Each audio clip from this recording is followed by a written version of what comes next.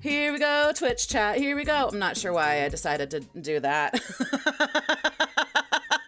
Hi, OG Twills and Dr. Whittles. Alina, thank you for the sub. You're very sweet. Will. We're gonna get into it. Let's see. Caitlin, Sarah, hello. Fanaria, hello. I think I said hello to everyone. If I didn't say hello to you, hello. I'm Abbers, welcome. I play video games here on Twitch sometimes. I also interview other streamers about streaming sometimes. That is what we're here for. You know him and you love him. I'm going to go ahead and introduce our guest here with a little clip.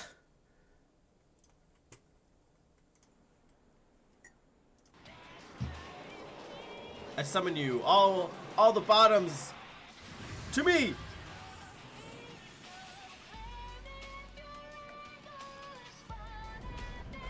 Stupid tree.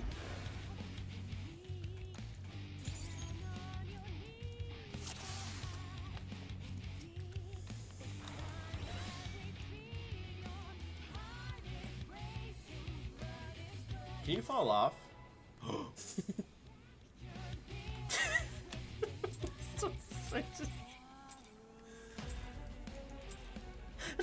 Please don't start it yet! Please, someone rescue me. Listen, there's only one way to find out if you're going to fall off, and that's by falling off. Everybody, please help me in welcoming WillPow3red. Now, here's the thing. I have to get Will back into the scene, so give me a second. We had a Firefox malfunction, but we're going to be just fine. It is a great clip, though. It's a very me move. It's very relatable. I feel like I would definitely do the same thing. I'm just testing, for those who haven't experienced it, There we go. We gotcha. How you doing? Hi, fantastic, actually, and I don't really often say that, but I'm great today. Yay! I'm so excited to have you here.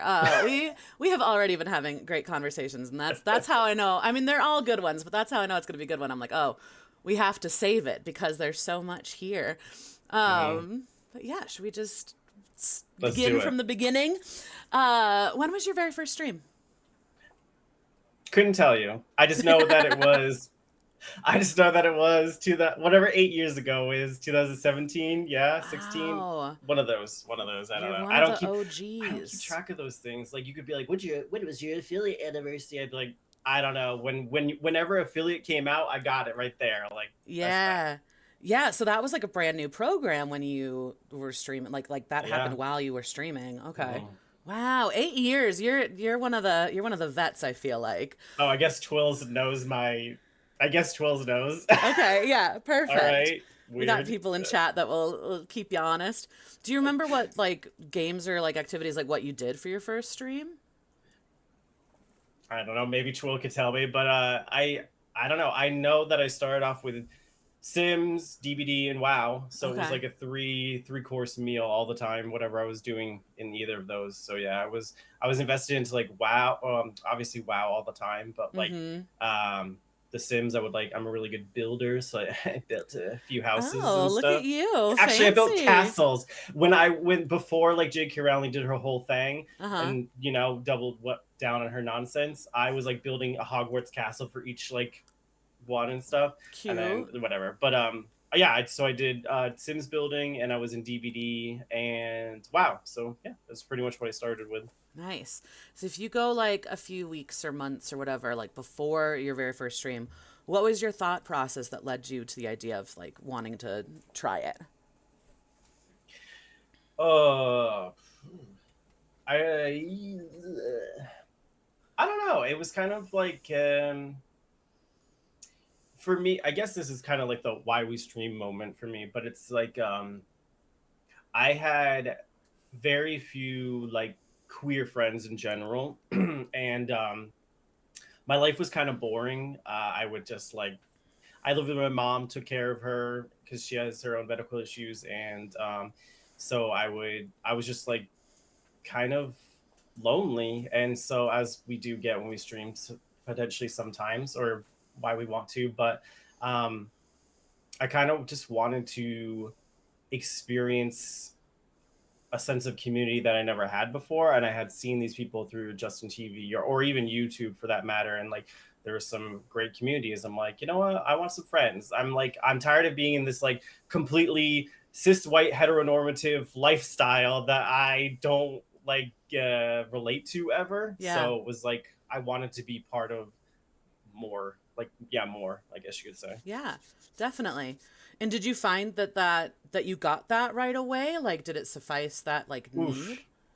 No, not right, not right away. Twitch Yeah. was a very different place like 8 years ago. We didn't have tags or anything, so finding queer streamers was difficult. I think Yeah. if I was actually trying to recall this the other day, and I'm pretty sure most of us just put it in our titles like LGBT, or something to that effect. And Mhm. you know, it was also opening yourself for bully whatever people coming in, et cetera, et cetera. Yeah. So that's how we found each other. And initially, you know, I streamed in Dead by Daylight, which is one of my core games for the past 8 years. And there was like no queer representation. Now it's like queer representation central in Dead by Daylight. So Yeah.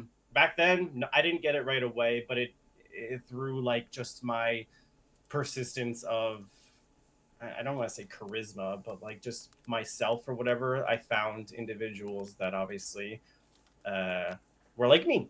So, Yeah. Yeah. Well, and I think that that's like that speaks to the power of like being willing to be yourself, I guess, if that makes sense. Like, especially in like a world that tells you not to be, I guess, you know? mhm. So that's something that I think is really powerful, especially during that time, like you said, because you really had to consciously put yourself out there. Whereas now I think it's more, I don't know. It's not necessarily that it's more acceptable so much as it's more like apparent maybe or more out in the open, you know? More accessible. And more accessible. That's a great way to put it. Yeah, totally. Yeah. More accessible. Yeah. Yeah, definitely. Yeah, I mean, I mean, I'm definitely happy with the changes. It's in this regard, without steering completely off the rail. It's a lot easier to find queer representation these days, and even hone in on particular individuals and taste. I didn't really want to say taste, but like taste of what you're looking for in an individual, whether it's queer or not. You know. Totally. Yeah. Well, because it's like, okay, you've got queer like gaming streamers, but now with Twitch having like makers and crafters and like people doing podcasts and all these things. So it's like it's not just watching, you know, gaming. There's all sorts of different things. So like you said, like you can find your niche and your people, I think, a Mm-hmm. lot more easily now. Yeah. Yeah. What are some of the other things that like not necessarily with Twitch itself, but just with you as a streamer that I think changed from when you first started till now? Uh, I guess I didn't really have much of a direction. So like I was like, oh, I want to try this thing and I want to meet friends, whatever. And that's still my direction. I'm still trying the thing and meeting people. But Mhm. I know who I am more as a person. I'm now 35. I was, you know, in my 20s when I started. And so like you obviously mature whatever age you start at. Hopefully you mature. Yeah. Um, whatever age you start at. So um I think my direction is, was that what, can you repeat the question? I just got lost. No, just like Sorry. like what are some of the differences between your streams then and your streams now? Oh, definitely. Ooh, it's funny because this is like not even important, but like my camera, like I'm like such a aesthetic Yeah. person that like, but back in the day, like as you can see, I like cool colors. I like a nice contrast, I like shades. Like I'm a very like cool. That's my vibe. So like Mhm. back then, it was too cool, and it was like the whole background was black, and it's like me like on a, like it looked like I was on Omegle or something, right? Like just Yeah. like, hey, what's up, guys? So like a huge part is like aesthetic for me, and like I'm definitely like don't even, I have self-deprecation a lot, like a lot of people, but like so like I don't even like, myself is just out of the equation. I'm just like, ooh, what do I want to, what would I want to see in a streamer if I'm looking at their camera? Is it visually appealing? Like, yeah, the person's cool, but it's like, oh, what kind of personality do they have in their camera that will show like more details about this individual. Yeah. So like a huge thing is like like not upgrading, but like just being aware of like whether it's a microphone or a camera or what's behind you, what you're representing in general physically. That's a huge difference. Um, and so like these days, like I'm just like aesthetics are easier to be like, I'm like, okay, so it'll take me like weeks to get it done, whatever. So aesthetics, first of all, difference in general, like more in depth is knowing the kind of people, I guess, that I want to surround myself with. I guess back Yeah. then it was more so generalized. And I also, again, growing up in like a, excuse me, cis white, like heteronormative, like lifestyle, my exposure to queer individuals was very minimal. And so, I had preconceived notions of like people in general, like people, Sure. whatever. And so now, like, I just know that so many different facets you can't even count or begin to fathom the diversity of individuals on a platform like Twitch. So now I'm like obviously a lot more aware of the world we live in thanks to Twitch. So I think Mm-hmm. it's the different I was like this small town cis white, dude in this whatever, and just experiencing like getting what do you call it? Bombarded with all of the, in a good way, of the diversity that the world is. So I guess the difference would be that I just like a worldview and like an opening of Yeah. eyes and mind. So Yeah. yeah. Yeah, I think if you come like would it be fair to say that you came from like a more kind of sheltered like background before being Yeah, on sure. Twitch? Or like I think that like when you find that there is a world where it's like, "Oh, there's people like me and there's people not like me." And there's like Hmm. there's something that like I think can be very empowering about that, especially like when you talk about like cis white heteronormativity, like this idea of like that is in our culture like expected to be the default, right? And so when you're able to find a world outside of that, like there's something very comforting and validating about that, I think. Yeah, absolutely. Yeah. Along those lines, what are some of the biggest changes that you've seen on Twitch as a platform since you first started? um Gosh, this is like a super big topic, or it's like it can be very in depth, but Yeah. it actually transpires into even TwitchCon. So I've gone to every TwitchCon except last Have year. you? Um, Okay. yeah, so that like I'm gonna just like do it as best I can in my brain. So like the first TwitchCon I went to, super like it was like haha fun, like I don't know, it was just like super like everyone's like whoa so cool, and it's still like that for people, but it's like there's a gathering of friendships, etc. And not to say that doesn't happen now, but I noticed like I'm just talking about even TwitchCon specifically, which will carry over, but so like my last TwitchCon I went to, it felt more like a business meeting or a business trip. So a lot of Mm-hmm. people, so like TwitchCon, for example, now is like has 800 bajillion panels on like how to market yourself, how to make the most income. Because Right. when you make money, Twitch makes money, and they Right. love that. Right. So I noticed the atmosphere in general, whether it was the con goers or the whatever, was just different. And so what I've noticed on Twitch specifically is a very similar thing. So back then, like I was streaming and I was streaming without any pay or anything. Like people would donate. I had a donate link for my PayPal, but that's it, and whatever. Mm-hmm. So like you would like stream, and yeah, there was big people like Shroud or whoever, of course, like people that are really good at games, but that was pretty much Mm-hmm. all there was, is just like people that are really good at games and they do well. And Mm-hmm. nowadays like a lot of people do well, whatever, but it's just it's a very different atmosphere sometimes. I Yeah. mean, it's definitely similar atmospheres if you know where to look or what you're looking for. Mm. I'm not looking for a partnered streamer that is very good at something and has thousands of people watching. That's not what I am. But it's just I would say it's a more, what do you call it? I don't want to say capitalistic, but it's a more money driven Yeah.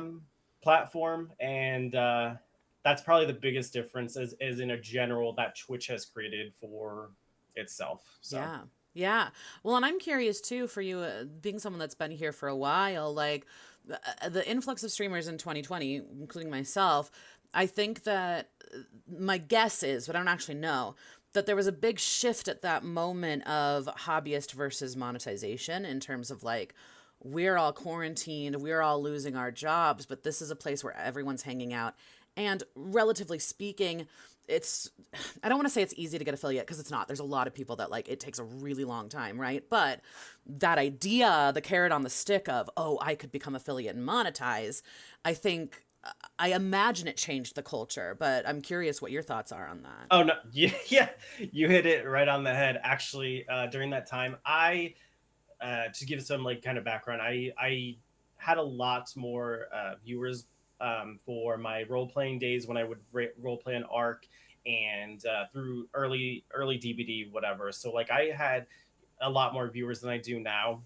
At the time of quarantine, I was still kind of like in a higher number viewer, whatever. When quarantine hit and whatever, all the influx of people, I did find a lot of people that were it's so funny you bring this up because I didn't expect this, but it did like it was like a completely different dichotomy of people, Yeah. and it was people that I usually avoid because I am on the platform to make friends, have fun, blah blah blah blah, and all the people that most of the people that influx were like trying to like it just goes on to a lot more topics, but like piggyback off of like something of me or whatever, and that would happen a Mm. lot in general to other people. And so, yes, it brought about a lot of new, fresh faces in the streaming space, but a lot of for me disingenuine people came from Mm. that as well that I don't surround myself with.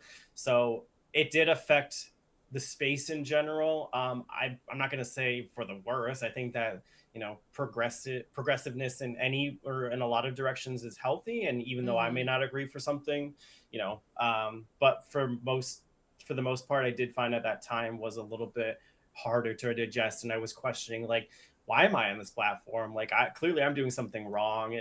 Like Mm. someone that just started like a year ago is like partnered already, and all this stuff. It does Yeah. go through your head, but Yeah. yeah, I mean, here I am today. So Yeah. Well, and so you having been here before the affiliate program and then after, like on a personal level, did things change for you with streaming once they introduced like the idea of monetization? Like obviously monetization was there before, but it made it more accessible.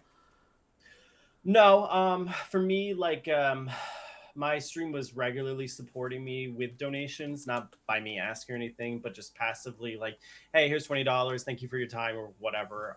So affiliate came and uh it really like affiliate when it did come into present day, whoever does contribute to my channel monetarily, whether it's subs or whatever, it always goes to bills. I'm very upfront, like, do I need a new computer, a few other things, sure, but like I need to take care of myself, and so I make sure that my stream is regularly informed, like, hey, thank you for, so, like, it doesn't take care of all my bills, but definitely helps you a little, and a little is something, and it's nice. I Yeah. don't monetize my channel because I don't should I say I don't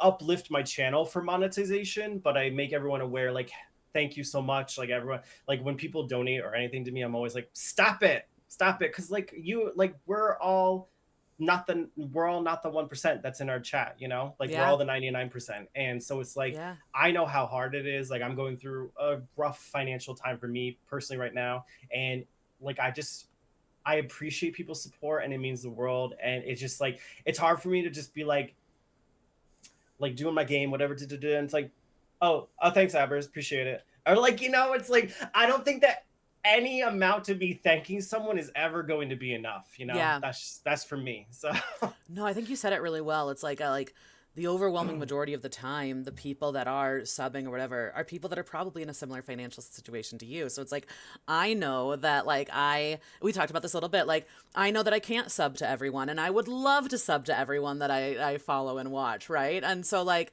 there is this kind of, I don't know.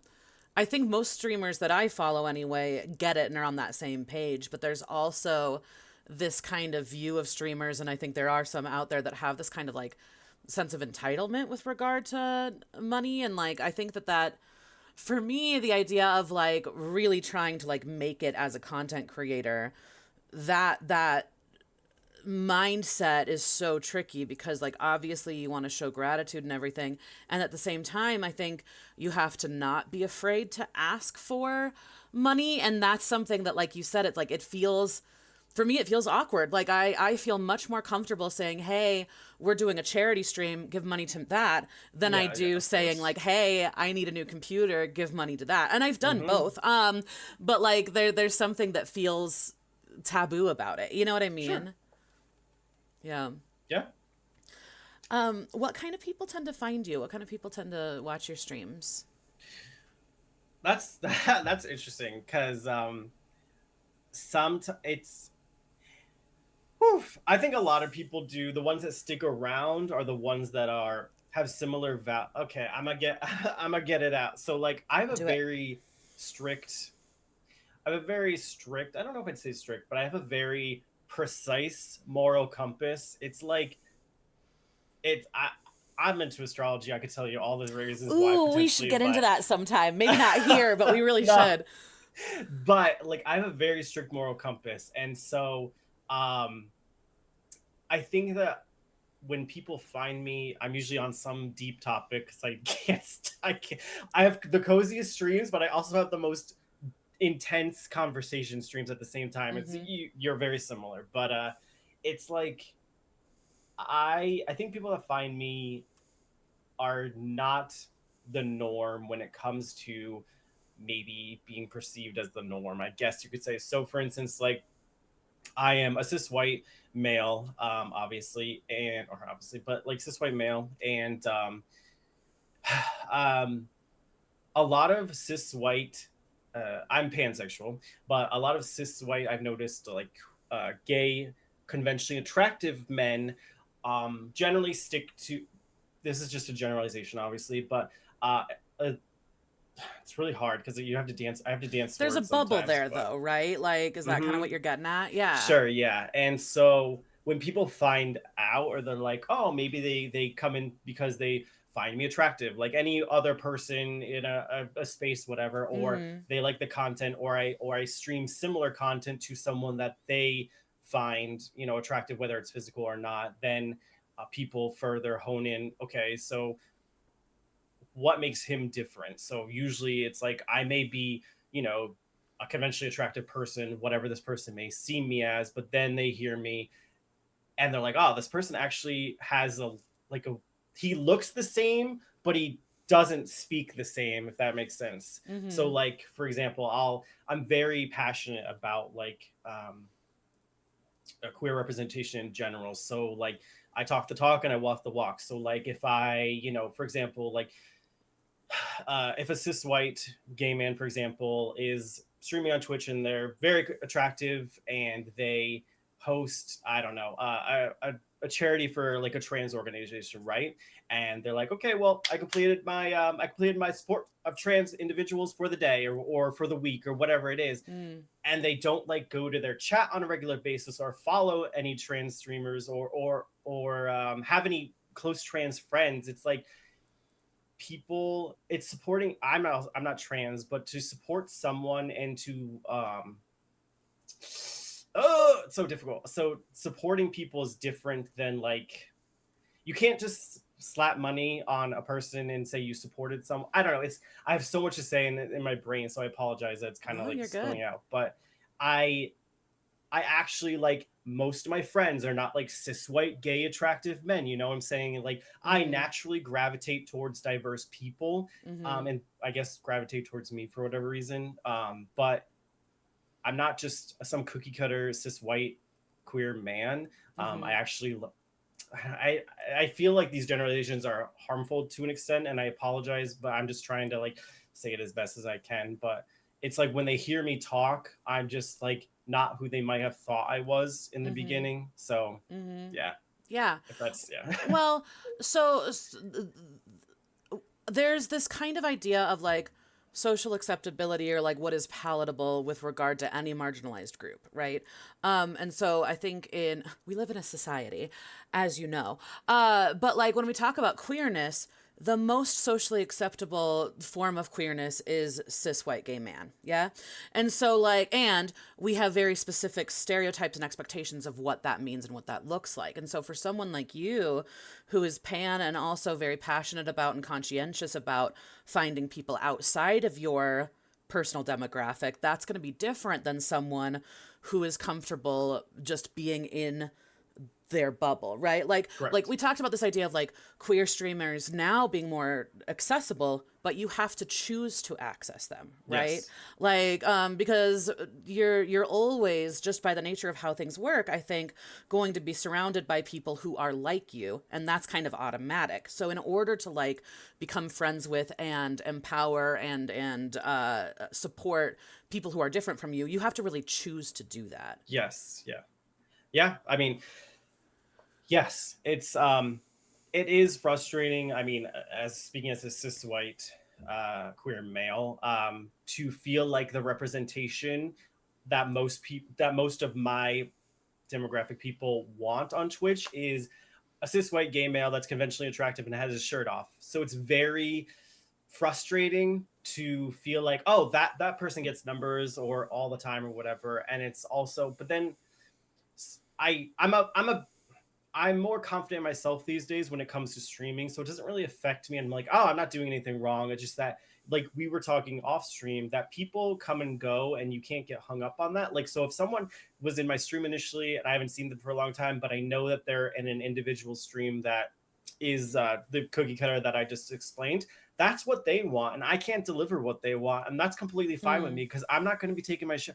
I've had people like be like, oh, I donated to you, send me nudes. Literally, I'm not going to get into all that, but like people expect things too for things sometimes, and so if I can't fulfill the need of you wanting a conventionally attractive cis white gay man without his shirt off, then hey, I can give you a list of about maybe 20 other people that can, if that's for you, you know, like, so it's frustrating because again, like you've in the cis white queer male space, it feels like that those are the people that do well, and obviously that's not the case for everyone. There's plenty of people that do well for various reasons, of course, but Mm-hmm. that is the ones when, like, I think if you had to ask me like what my, this is like such a random question, but if you had to ask me like what my least favorite deadly sin is, I would say vain or vanity. I think vanity is just, I'm not a narcissistic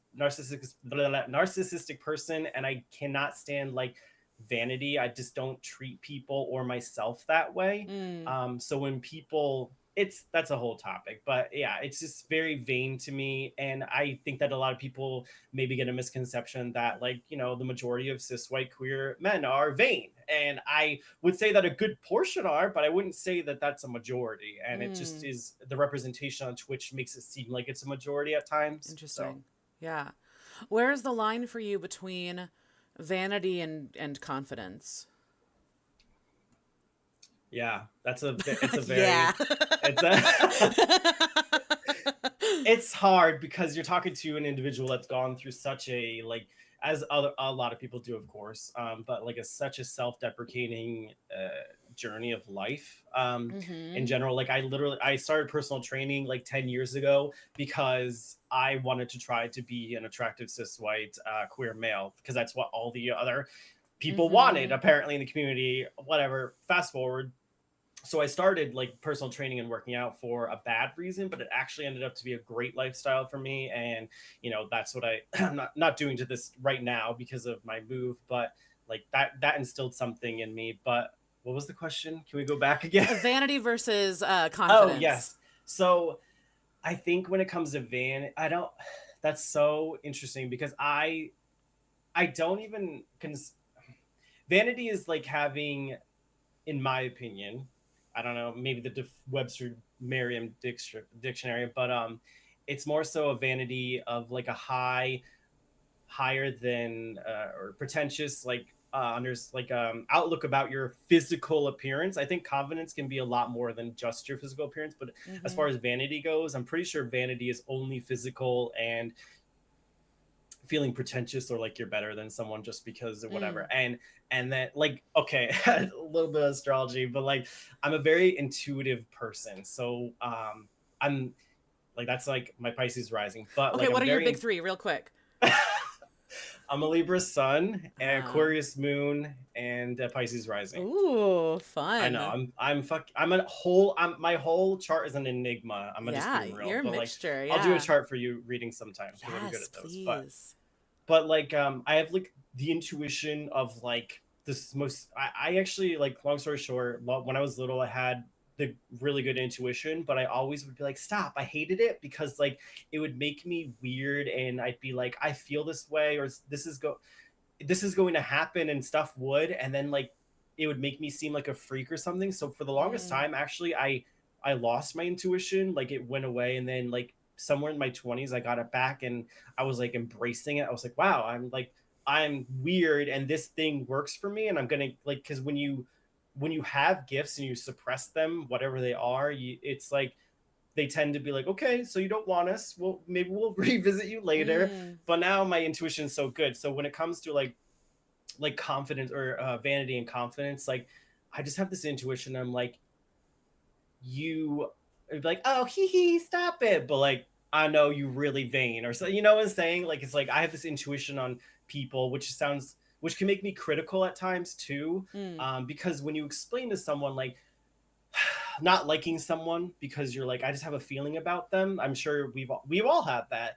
And so mine's just hypersensitive and hyper aware. So when I'm like, I don't like that person, and people be like, you don't like that person? Why? And that's happened too with a previous question kind of you've asked, in the sense that like I like people will assume that I hang out with certain people sometimes. And I'm like, mm. I've never hung out with them ever. And they're like, oh, you should get to know them. I'm like, no, I'm good. So I just have this really hypersensitive intuition on knowing people sometimes. I don't know. It's Yeah. just a gift I have, and I don't like discredit it or put it down. Like everyone's intuition can be wrong and off sometimes. And I totally am like willing to do more research or listen to other people's eyewitness accounts, whatever. But for the most part, usually I'm the person that says I told you so because Mm, of my intuition. So yeah.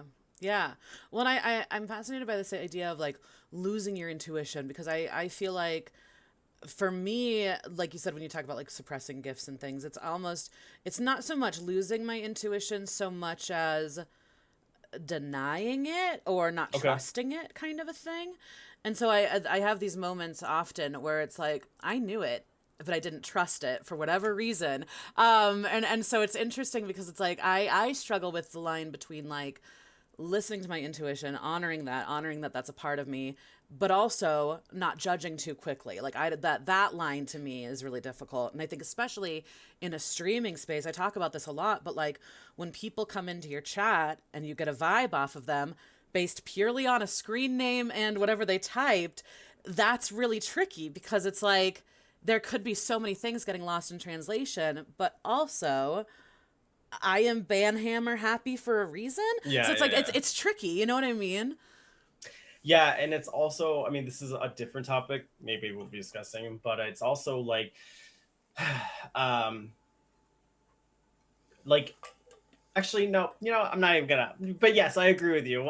We'll get to whatever I'm about to get to, and whenever we do. So yeah, yeah, no, it's intuition.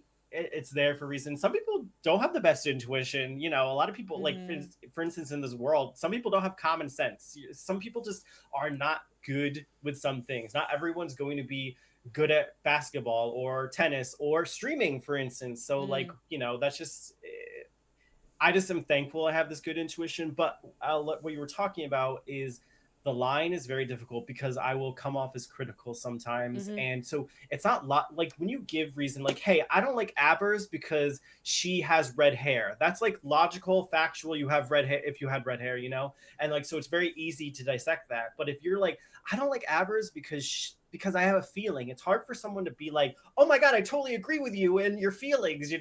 But like it's easy for them to be like, see your red hair and be like, oh, he doesn't like her because she has red hair. Mm-hmm. So it's difficult because I never really expect people, unless they're closer to me, to be like, wow, Will has a feeling about someone and he's usually right, and like I like his vibe on his people. So that's when people will like, congregate to not congregate, but they'll like what do you call that? They will converse with me on like if what my thoughts are a person. And I appreciate, like, I'll give feedback, of course, but it does make me come off critical sometimes. Yeah. And do I want to work on that? Not really. I Fair. don't. I'm just be real. Like, I'm 35 now. I don't have time for people that like waste my energy or not Mm, worth your energy in general. So like, if I have a feeling and it's like proven itself through like years, decades, whatever, I generally listen to it. But again, I don't discount everyone completely until like I do my own research or whatever, like, sure. on them. So Sure. I think too what you're talking about in terms of like being able to dissect like why I don't like this person, why they gave me this feeling or whatever.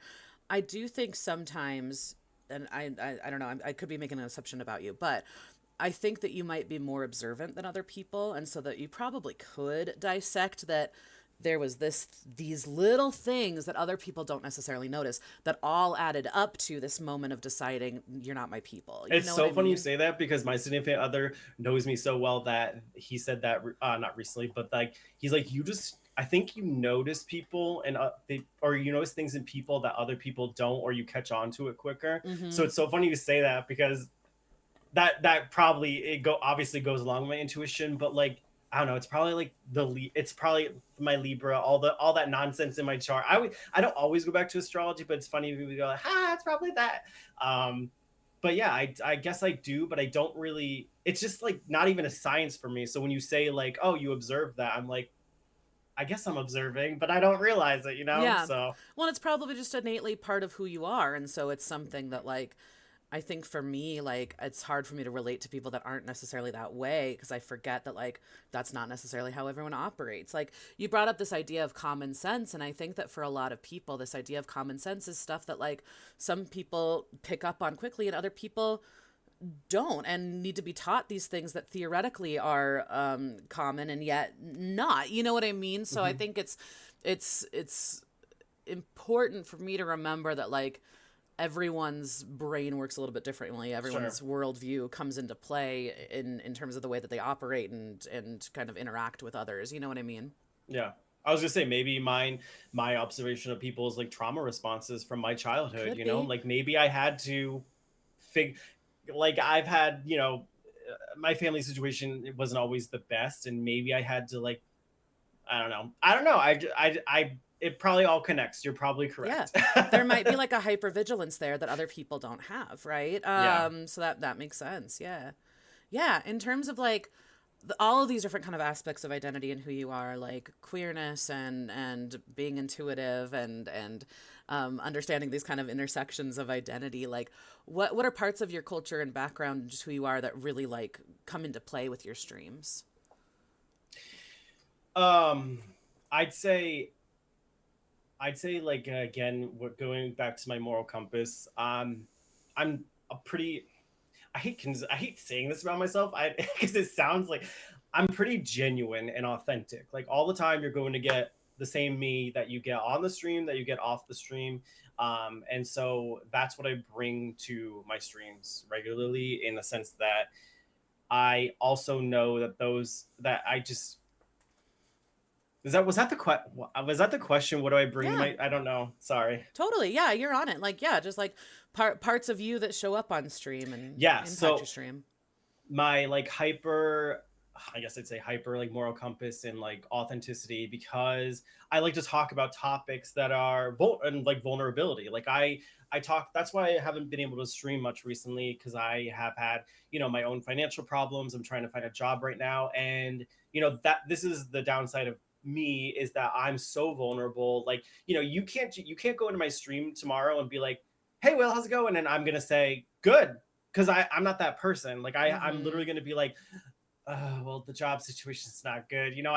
I can't just not. I'm just one of those people that's an open book and just says things. And like, not everyone's like that, and that's perfectly fine. There's entertainers on Twitch. There's people that don't share their personal lives, and all those things are valid. But for me, I feel like I'm not being authentic to myself if I'm not telling people what's really going on with me. I can't just be like, Mm, good, because that's what I did my whole life with my parents. So like, my yeah. mom would be like, how'd school go today? I'd be like, good, but like, I don't know, maybe it was a bad day or whatever. And and half the time, when people ask you like, "Oh, how are you?" or something similar in America, at least, it's generally like I've kind of translated it into like a greeting. So like if someone Yep. goes, "How are you?" and then it's like, "Good," because the second you say like, "Ah, crappy, I've had a shitty day," they're like, "Oh shit, now I've gotten into this conversation Uh-huh. when it was supposed to be just good," you know? So Totally.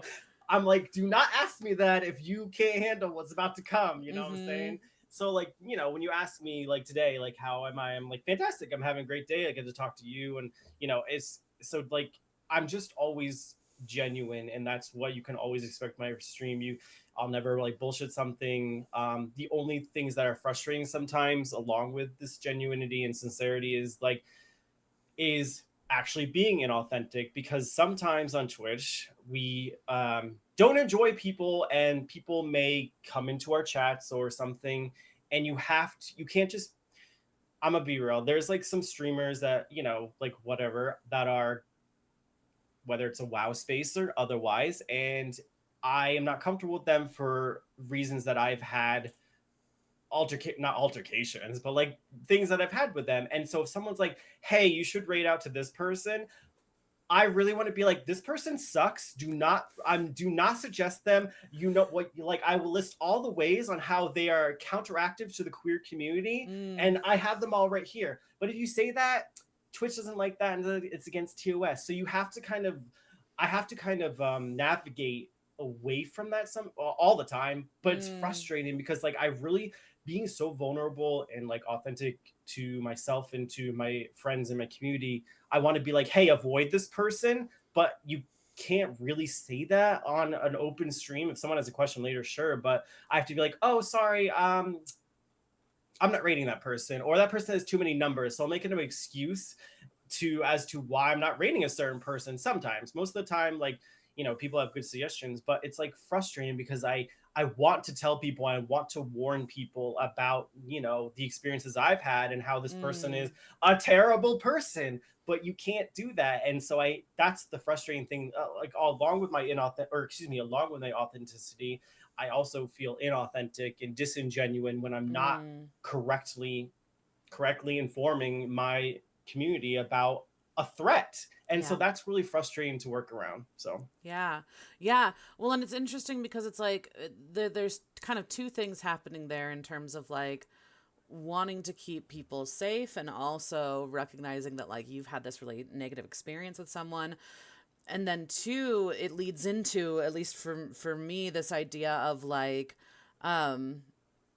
branding and marketability and networking and all of that kind of stuff, that like the line between organic networking and finding people that you like and supporting them and having them support you versus this is like a business transaction, I think is a really blurry one.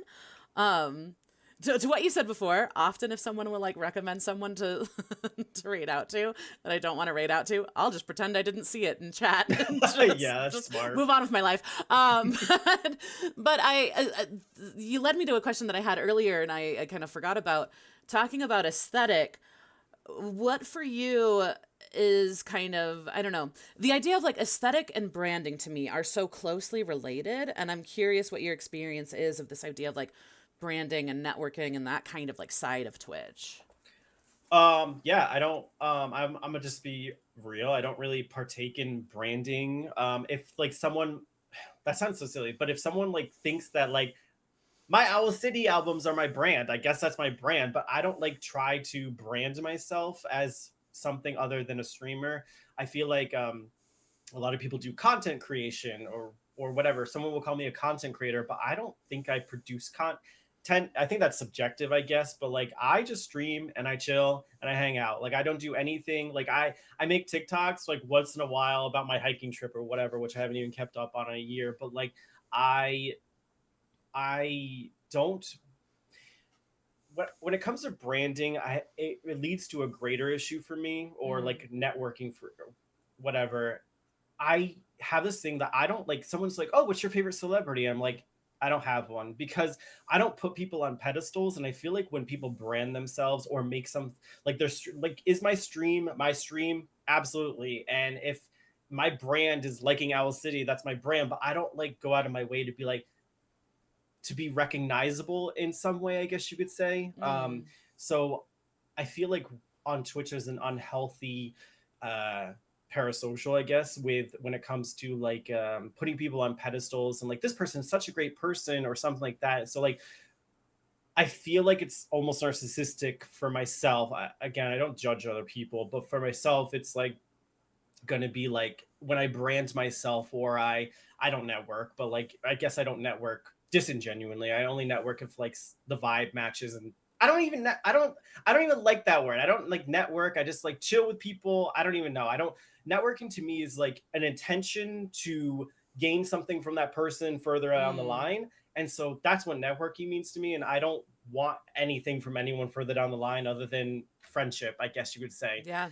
So for me, like again, I don't nothing's a part of my brand. I guess like if you want to say cool colors and like Owl City music, sure, but like it's like I don't brand myself and I don't really like to uh have people around me that are like a similar branding themselves. And like I don't know, it's I sound critical in my opinion whenever I talk, so like it's like I don't know, I guess I'm just not a branded individual, but if Yeah. people want to put something to me, that's fine, but I'm not going to further capitalize or accentuate on this branding. Yeah. So So it sounds to me like aesthetic is something that you genuinely enjoy and you like representing who you are, but it's not necessarily with this intention, like you said, to like, I don't know, monetize outreach off or it. yeah, exactly. Yeah, yeah, Yeah. yeah, Hmm. totally.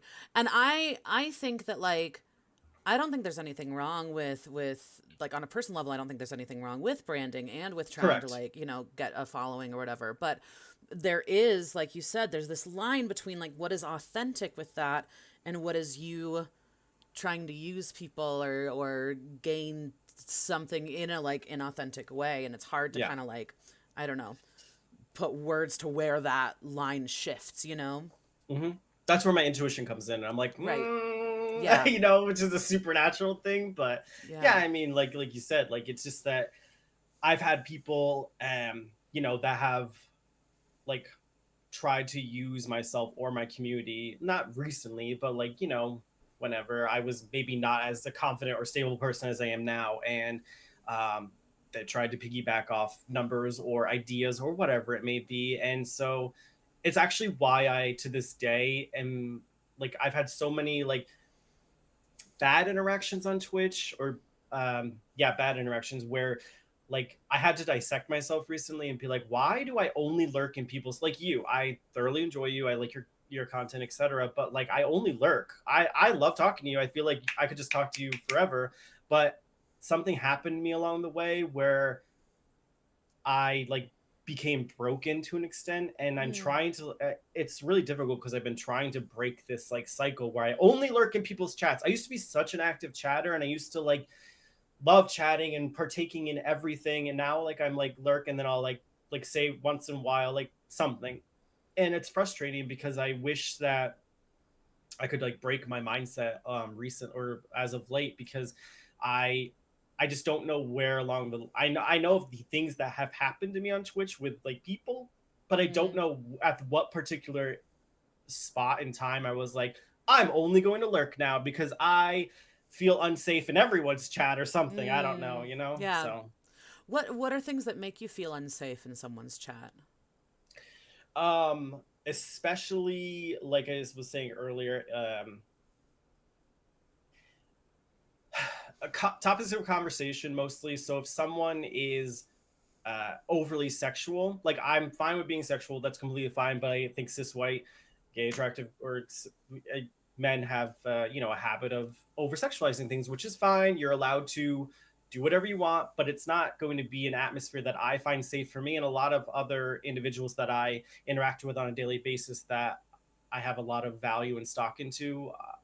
Very similarly, like that feels unsafe because it feels like when you're trying to when that those individuals, some individuals are trying to be inclusive to, let's say, anyone, it's really only inclusive to other cis white gay men that find them attractive. Sure. So to me that's not a safe space, and to me it's like unhealthy for various reasons. And so I don't like to like we have sexual jokes as much as any like I don't want to say normal, but much as anyone, but not as much as some people, I guess you could say. But like I don't make it my whole me. But to me, that's just it's just not really accounting for the rest of the diversity that exists in the space. And not everyone's going to be appealing to the rest of the diversity that exists in the space. But it's a clear indicator for me that I'm not going to enjoy that space for too long. Mm-hmm. So Mm-hmm. that's that. And then also just you're very good at uh, I want to say reading the room, but like reading the room in the sense that like some people just don't really understand. Like maybe me 8 years ago was kind of similar. What I don't like right now, like not being able to read the room or understand like things outside of my own bubble. So if your topics of conversation are kind of like off color in the sense that like you talk about people in an off color, it's all about your conversation too, obviously in actions as well, of course. So I'm just it's very just what you're what makes me uncomfortable, I guess, is just going to be things that just don't align with my moral compass, I guess I'd Yeah. say. Like if I go into a stream and you're talking about the streamer over there that I have already found that, and you're like putting them on a pedestal and you're like, this person's so great, you guys should follow them, and da-da-da. And I'm like, ooh, you have bad taste and I'm going to leave now. So Mm-hmm. yeah, Mm-hmm. yeah. Yeah. Yeah. Well, and I'm curious with regard to like having such a like specific moral compass, like obviously authenticity is really important to you and like diversity is something that's really important to you. What are other values that are important to you specifically kind of in a streaming space? Humility as well, and I say Mm, that as a general, that's like a life thing for me too. I think humility is, if anyone asks me what like your favorite like trait in a person is, it's humility, and it's the ability to be able to take accountability for yourself, laugh at your mistakes to an extent. I like people that don't really take themselves serious, and it's just important for me to see that someone like doesn't think that they're like the next Calvin Klein model. I don't know. Like I want to see depth in a person, and I want to see that you take again accountability and you have humility of yourself. So in a streaming space, I would like to see that like you can laugh at your own mistakes or what have you. Um, in a stream, why do I need the question repeated often? no, Can you? it's okay. Just like what are values to you in a Okay, yeah. streaming space? Yeah. So humility is definitely a big one. I need you to be empathetic. I don't really even consider myself the most empathetic person. Sometimes I'm kind of too logical, but I don't need you to be like weeping for every person that comes in or whatever. Mm-hmm. Empath. I'm not an empath, thankfully. Bless those individuals. I'm not an empath, but I need you to be empathetic towards other people. I've actually this is similar, but so I've actually seen a couple streams, not very many, but they're like only positivity here, and I'm I like, hate that shit. okay, I all can't. right, I like cannot. to me it seems so dystopian to be like, because okay, I've been in this a person's stream, and a person's like, hey, I had a really rough day, and they weren't even like trauma, it wasn't even trauma dumping, they're just Yeah. like, oh, they're like, oh, how are you doing today, the streamer was like, and then the person's like, oh, I'm not having a great day, and they're like, well, we don't want that kind of negativity here, you can bring it to the Discord, but we don't talk about like negative things on the stream. I'm like, oh my god, like that Yeah. just blew me away. So I need people to be able to be empathetic towards other people while Mm-hmm. also maintaining like a sense, like I can completely, not derail, but like if it's not something that's completely, um, you know,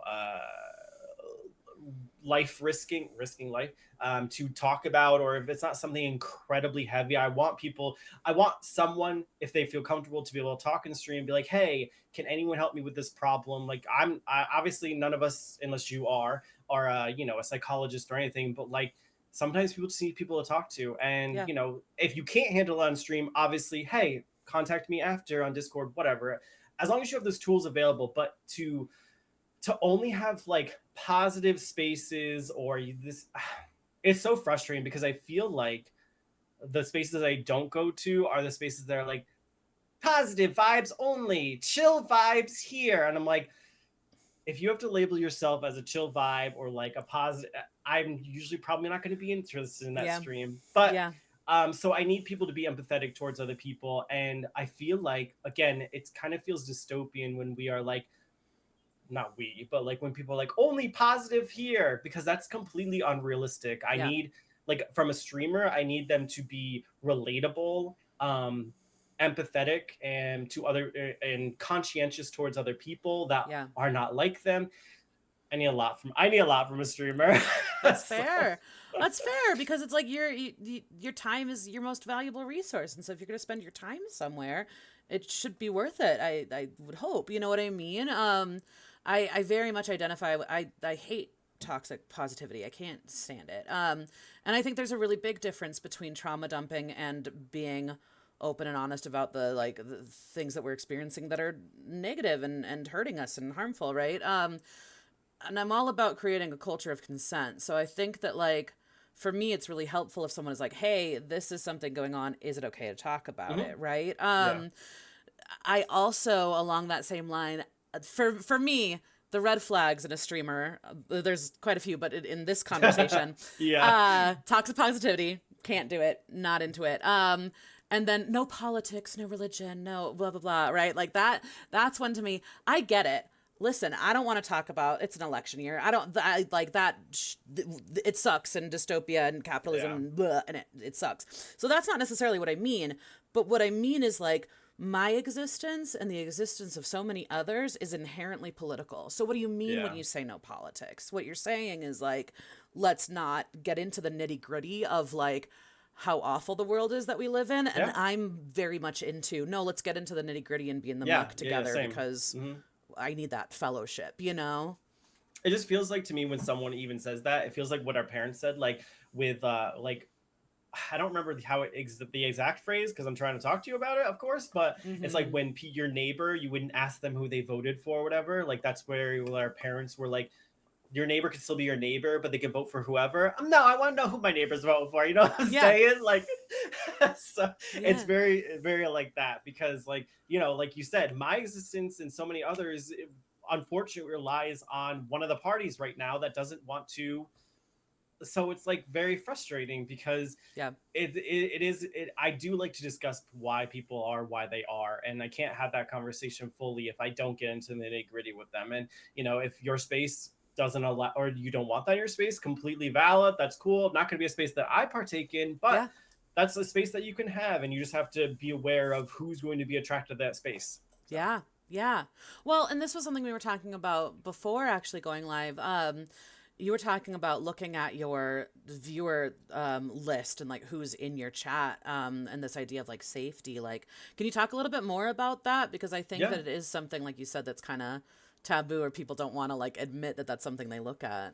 Yeah, I think a lot of streamers are actually like, I don't look at my viewer list, and I'm like, I do because there's so many threats. I feel like not just to me or my community, but Twitch in general. And I've had experiences with a lot of individuals now, so like I like to pay attention, not how many people are watching, but who is watching. And Mm-hmm. myself, as I told you, I'm a lurker. So like I support people by completely lurking. I like to give you that extra view, bump you up on the the page just so other people can see what I see. And it's a great person, great streamer, whatever. And so I like to look at my viewer list and know as well because I'm the person that's always lurking. I have a lurk command in my own channel, but like I don't expect anyone to use it. I don't like drawing attention to people, which also goes into shout outs in a second I'll get to, but it's like um I like to know who's watching and who's supporting. Even like you shouldn't have to be like, "Hey, I'm supporting you." Like that's not like that's fine, but like I want to myself do my own research and be like, who is supporting me? Oh my God, I'm pressing buttons.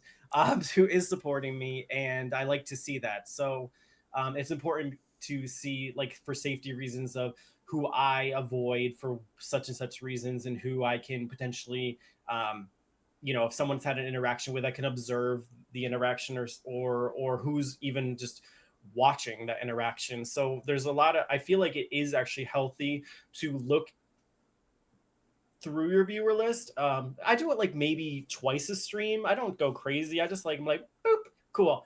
Not as definitely not the number in my opinion. If you want to do that, that's fine. But like I'm looking at the people, who's in here, who's not saying anything, who's got something to say, and I know should be saying something, you know. So it's like, and those things never come into fruition. I'm never like calling people out or whatever, but I'm like, I see you, and so like this also kind of goes to not protection, but like back in the day on stream, and people like, oh my god, I saw all your streams. I'm like, where? What streams were you in? Now I will admit I do lurk on people sometimes on a private tab, not on my own name, just so they can't see I'm lurking. So that totally exists, and someone could totally do that. But Mm. more often than not, like back in the day when people are like, oh my god, I watched your stream yesterday. You were playing, and they type it in real quick. Oh, you're playing Dead by Daylight. Yeah, I saw that.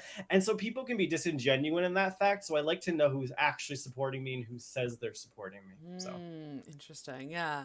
Well, and you kind of brought up the numbers piece of it. Like, what is your relationship to the numbers and the algorithm and all of that? I mean, nowadays nothing. I was a bit more successful back in the day. Oh God, I hate saying that, but I was a bit more successful back in the day with like larger viewer counts, just for the content I was doing. I didn't realize it was such a driver for viewers of role play, because people love to watch people role play. Apparently, I didn't know that Mm-hmm. at the time, and I was also like, to be fair, like one of the first queer streamers in DBD, which is now such a heavily queer space. Like I Yeah. remember when it was just whoever, I whatever. So um it's back in the day, like I'm sure it might have been like, it wasn't a driving force, but it was definitely good to see. And to this day, like, you know, even the stream summaries that they send us sometimes in the email, whatever, it's nice to see some amount of people, because you feel like, for me, I'm reaching people and people care about what I say, and I'm a good representation. So Yeah. when I look at a number, I don't look at it from like a I'm not doing good or I'm not monetizing well enough. I'm doing it from like a good, I had some people there that maybe resonated with me today, or I said something that maybe they can take with them on their daily life basis. I don't know. So Yeah. for when it comes to numbers, don't I don't do anything with them other than self validate to like, hey, I hope I helped someone out today, because Mm. you know, like if I'm streaming to one person, whoever that could be, probably myself, I don't know what it would be, but it feels better to reach to more people if you, I feel like I'm a person that has like that carries their soapbox. And I hate that. I don't like that. I feel like I'm that person, but I feel like sometimes when I have a conversation with people, they're like, "Oh, here comes Will again, like with his soapbox of whatever he's passionate about today," you know? But that's the thing. I am passionate, and I like to see that people resonate with my passion about whatever I'm passionate about, you know? Mm-hmm. Like Mm-hmm. I'm that's just who I am as a person. I love talking about things I'm passionate about, whether it's diversity in queer spaces, or music, for example. Like if I World of Warcraft, I could talk someone's ear off about any of these topics. And Mm-hmm. so if to me, when I see more people, it means that like maybe more people had a obviously a resonating or resonation. Oh my god, stop it! Stop waking up with words today. Had more of an impact on them in a good way, because I personally find that I this may seem narcissistic, I guess, but I feel like I am a decent person that has decent values and ethics and morals that hopefully people can gather something from. So yeah. Yeah. Yeah. Well, what are some like first impressions or maybe takeaways that you hope people get from your stream? Oh God, I feel like most people first impressions are like, this guy is, I don't know. It's funny because I'd rather answer the question. I'll answer the question, but I'd rather answer the question with, I feel like most self conscious, because I feel like I don't make the first a good first impression, Mm. because I am kind of intense and passionate with what I'm talking about. So if it's like, if I'm like, if you're like a cis white gay man, conventionally attractive person with your shirt off, you're a piece of shit. Like I don't say that, but it's like undertones of me kind of maybe shading people. But it's Mm. also, when I talk about things, it's for like the good of the community, and that sounds so whatever. But if I'm passionate, it's usually concerning, because it's like, or if it's a deep conversation that I'm passionate about, it's because I'm concerned and I care about people and I am empathetic towards people. So I would hope that people, if they did stick around for more, because I think Twill said it earlier, I am blunt and pretty straightforward in my conversation. So your conversation, when you talk to people on your stream, for instance, you're a lot more like, and then you'll get to like boop boop boop boop boop boop. But I'm like boop, boop, boop, boop, boop, boop, ah. So it's like It's like the reverse sandwich. Like, yeah, yes, yeah. yeah. So you That's have to really get funny. through me being like intense to understand that like my words have weight of like empathetic connection to whatever I'm talking Mm-hmm. about. So I Mm-hmm. would hope that people like I feel like that my first impression isn't usually the best, but I feel like if you stick around long enough, you'll be like, ah, I get this guy. So I guess what I would hope for a first impression in general is to not see me as, I don't know, a douchebag, really, to be quite honest, because I Yeah. probably could come off as one. So yeah. Fair. Yeah.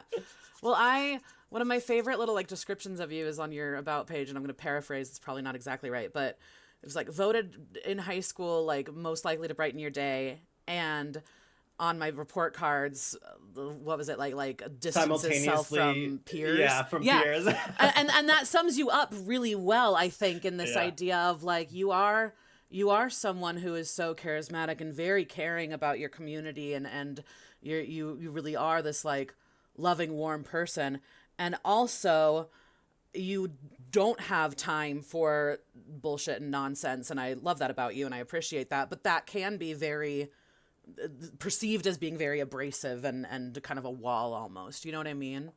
Yeah, and going back to earlier, like, if I can't give someone what they want in a stream or whatever, then that's fine. If you if you don't want to stick around for, what's beyond the wall to an extent, then that's okay. And that there's hopefully other people that, do resonate with me in some way. So Mm-hmm. it's completely fine if my first impression isn't the best first impression, because the people that stick around, that I bully, all these people and most of my friends in chat that I bully all the time, they know it's because I care. So Yeah, yeah. Well, and they probably have a similar sense of humor, and so they yeah. get it on some level, right? And Hmm. like you said, like if that's not your vibe, there are thousands, if not millions, of other people live at any given time, and Yep. so if that's not for you, that's not for you, you know. Mhm. And that's Um, fine, but like it takes you have to get to a spot in streaming or I think with people in general where you have to, I think it definitely, obviously, as you get older is a lot easier, but it, maybe at one time, definitely, I mean, I'm not going to say no, but like sure, maybe 6 7 years ago, it was a lot harder for me to be like, oh my God, that person left my community. But then I really feel like that Twitch can't necessarily, I mean, Twitch can help you understand and maybe get more confident as to be like, oh, like being okay with people not being around you. But then I mm-hmm. feel like life happens and you grow older. And I think that that's how you learn that, and understand that like people come and go, and that's okay. And there are going to be people that you don't want to go, but go anyways. And you do, it's really like a whole, like, again, I think Twitch can help with that, but I don't think it's going to help you master being in a spot where you can accept that. Mm-hmm, mm-hmm. Like I think for me, like people are always like, "Oh, just like don't care." Like I don't care what other people think. Ay, And ay, for ay. me, it's one of those where it's like, "No, if I'm being really honest with myself, I do care what other people think, but I can't let that affect my decision making at the end of the Sure. day." Does that make sense? Yeah, I mean, I was going to say something similar in the sense that like when it came to like how my stream works, and how, people be like, oh, what game do we want to play on Monday, like, and they people can put polls, whatever. I'm such like a My stream is very, I want to say it's hands off when it comes to the community.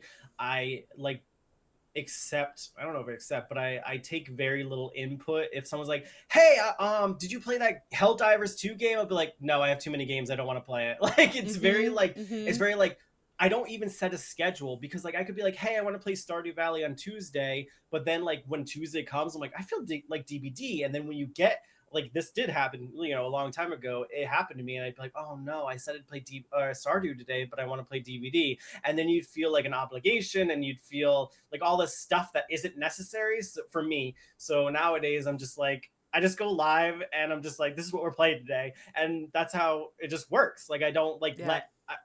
I definitely will take like suggestions, like, oh, did you try this game, or did you, or even in like the game I'm playing, people will be like, oh, did you do X, Y, and Z in the game? I'm like, no, I have no interest in it. But like, a lot of people, which is fine, will, but you also have to understand that like you have to be comfortable with accepting like what you want to do as opposed to what everyone else, because if you are trying to adhere to what your stream wants, I guess, like that comes Mm-hmm. into your own challenges and difficulties. My stream, if they're not here for me, I guess, then I don't know what to say. Like the game's cool and stuff, but like I like to think that most people are here or in the stream because of the conversations we have and the basically conversations in the I want you to leave my stream feeling like, wow, I learned something or I gained something valuable for the day, whether it's a smile, a laugh, some piece of information. If you're there for the game, I guess that's great, but I don't think for me that was a very longevity kind of thing for my stream. Like Mm. some people become slaves to like, oh, I must play this one game to get like tons of viewers or whatever, Yeah. and I'm just like, no, it's not good for my mental health. And so yeah, so when it comes to like I'm trying to round back, but like when it comes to like, yeah, I I just whatever I want to play, like I'm gonna play, and I just can't like be controlled in that aspect, because I'm gonna wake up tomorrow and be like, oh, I don't want to play that, and then yeah, so I pretty much just run the stream as a very hands-off experience. Like you don't have to worry like there's no like wheels going on, like spin the wheel and this happens or that happens, because I'm like, I've done similar things like again a longer time ago, and I'm like I don't really want to do that. It kind of like disrupts. You have to figure out the vibe and flow of your own stream. Like Mm-hmm.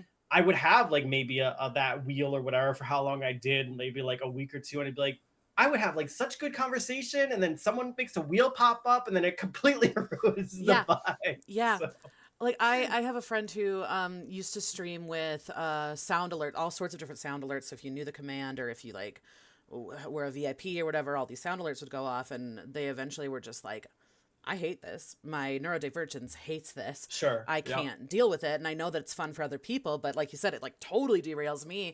And so like it's interesting, like you said, there's nothing wrong with having a bunch of sound alerts, and of there's nothing course, wrong yeah. with having gimmicks and stuff if that's who you are as a streamer and that's what you want to Hmm. do. But I think, yeah, finding what it is that feels good for you, and also like being okay with trying things out and recognizing that they don't work, like that's, Hmm. to me, I really value people that are willing to try new things and also are honest with themselves about this didn't work for me and that's okay. Hmm. But that also brings to another topic where like Yeah. a lot of people are not the best advice givers, I'd say, and Mm, they'll be like, "Hey, like."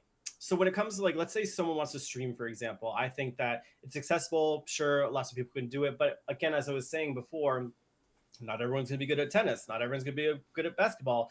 Some people shouldn't stream. I'm gonna just be real. So like, I think it's okay to encourage. Like some people are like, oh, I think about when someone asks me, they're like, hey, I'm thinking about streaming. Do you have any advice? I'm like, well, how's your mental health? Like I go like mm, right in there. I'm like, should you be streaming? How's the space you're in? Like I'm not like I feel like a lot of people are like, oh my god, when's your next stream? Like I can't wait. Or when's your first stream? And people like will go like hand and like yes, streaming is accessible these days, and a lot of more people can do it. But does that mean a lot more people should? It definitely shouldn't. I'm not trying to gatekeep stream by any means, but I just want people to be aware that like like it's so mentally taxing sometimes. mm, Even like again, my most authentic, vulnerable self. I've said why I don't stream or haven't streamed recently. So you just have to be aware. Like if you do want to try out streaming, it's not going to be for everyone. It's just like anything else in life, that you're not going to be good at everything you do, sure, unfortunately. sure. So I'm like the last person that's like, oh my god, yeah, you should totally stream. I want to know like where's I want to know like what's your end goal? Like why do you want to stream? Like exactly what we're talking about right now. Like what do you hope to accomplish? Like how thick of a skin do you have? I want to know like all these Mm, things that go into it, like because like at the end of the day, like it can be just sit down and play a game, but it's also more than that, because like a lot of people will fizzle out after it's I think why it's so easier for me to be able to dissect this is because of my personal training. Like a lot of people want results as soon as possible, mm, and that goes into streaming and health and fitness, whatever. And so when people don't, they get discouraged, obviously. And mm. it's like, do you have the mental fortitude to be able to deal with the fact that you might just be boring as fuck and no one wants to watch you, like you know so Oh I want man. people. I want people to understand that like it's great to try something and whatever. It worked for me. Like consistency is important. It's also not like not important, whatever, stream when you want, but it's I just like I'm gonna be the last person that's like, you should stream tomorrow, or Yeah. like, Yeah. why have you not streamed already? You know, I want to know all these things. So I don't even know where this topic went from, No, but this is great. Like so a couple questions come up for me from that. Like, first of all, who are the people that shouldn't stream in your mind? What are things that are like, maybe you shouldn't stream?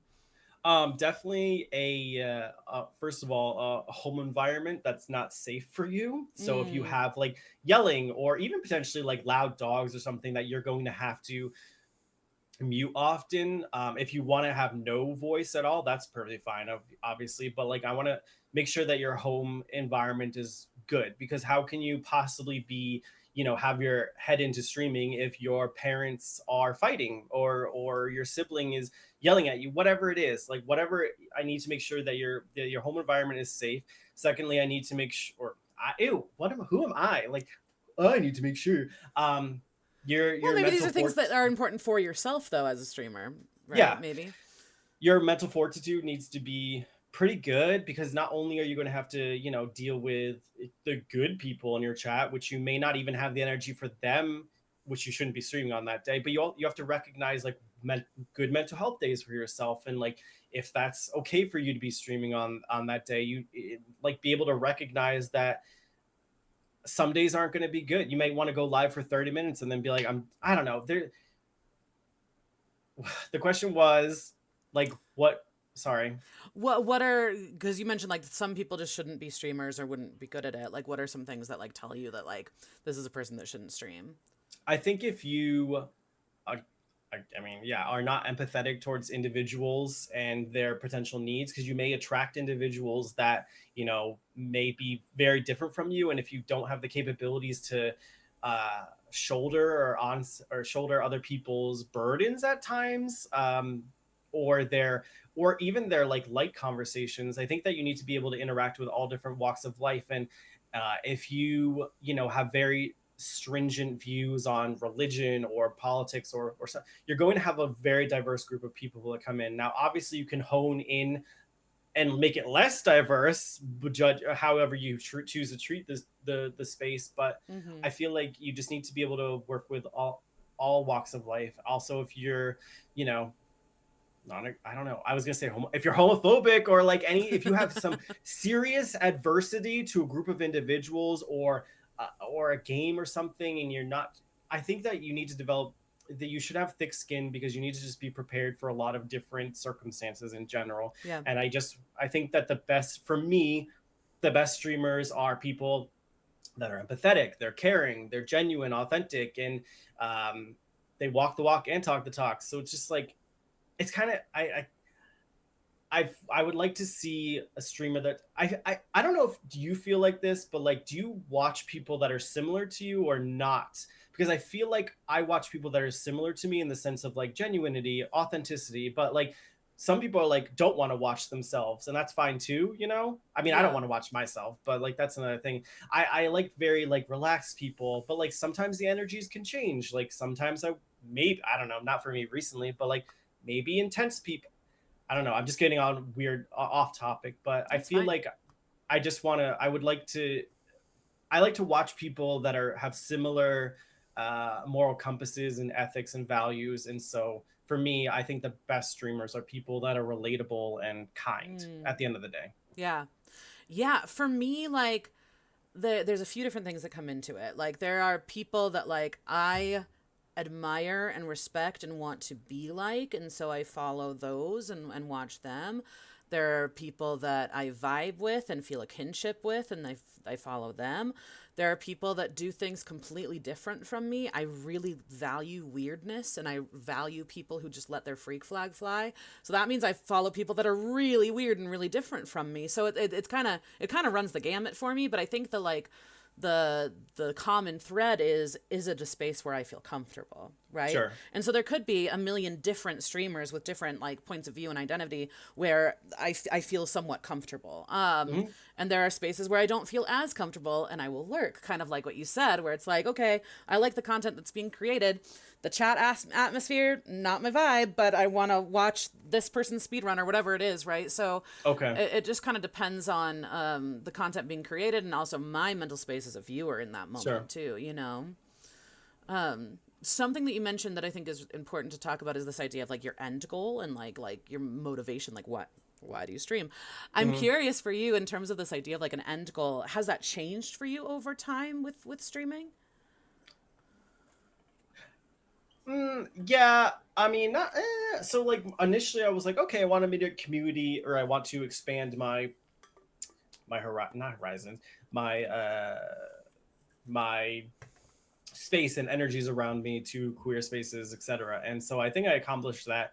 Now, as far as an end goal, I like to bring representation that is otherwise like neglected in general, which kind of I hate saying stuff like that as a cis white male individual, because there's so much privilege that comes with just being a cis white man. Sure. And so I like to, so now my, I guess I'd say my goal going, for the past few years and going forward is just to continue to be of now, well, excuse me, sorry, so back then it was like create a space or like have a community or find a community, and now it's like further educating to an extent, or providing in representation. So like now that I have this space, or now that I know how to work within the space, it's important for me to help people understand that it like the most represented people in our community are not like the best, sometimes not the best representations. So it's good to just be existing, like you and I just existing is just important enough for some people to understand that Yeah. they don't have to be like X, Y, and Z person to be valid. Sure. So I guess it's just maintaining a representation within the community now. Yeah. No, that makes sense. And I think that like one of the things that I'm hearing from you is this idea of like first it was like finding community and finding, like you said, like-minded people and a place where you could be yourself. And now that you have that space, what do you do with it? How do you Hmm. use it? You know what I mean? And I think that that's important because I think for a lot of people that step gets missed maybe. Sure, yeah. So it is interesting. And it's like, and it doesn't really matter how big your platform is on any given day. This is a platform where there are people watching, and so what do you do with that, and there's a lot of Yeah. different answers to that, like be them wrong or right or whatever. But it's interesting to find yourself in a position where it's like, oh, I have found people and they do watch me consistently, and so what I get real existential with it real quick. No, yeah, yeah, yeah, I feel you. Mhm. Yeah. Do you ever feel any pressure and anxiety around streaming? No, I mean, I feel sad that sometimes my mental health isn't the best. I mean, but I think it's even more so realistic that I'm like, hey, I really don't even communicate. I kind of isolate nowadays, and I'm just Mm, like lately, like I haven't streamed in a month or so, just because of my own personal issues. But it's like I don't feel pressured. I just feel sad because sometimes I can only talk to people when I'm streaming. And people are always free to reach out in DMs, but sometimes they just don't have the energy to reach back out. sure. And I mean, that's true for a lot of most people. And so sometimes I can only talk. Sometimes people only communicate with me if I'm streaming. So it's like, oh, I wonder how that person's doing with their situation or whatever. So it's like, Mm-hmm. I don't feel pressure to stream, but I feel kind of a sadness or longing to do it because I'm not regularly communicating with people that I enjoy and want to be updated with their life regularly. So, Yeah. Yeah.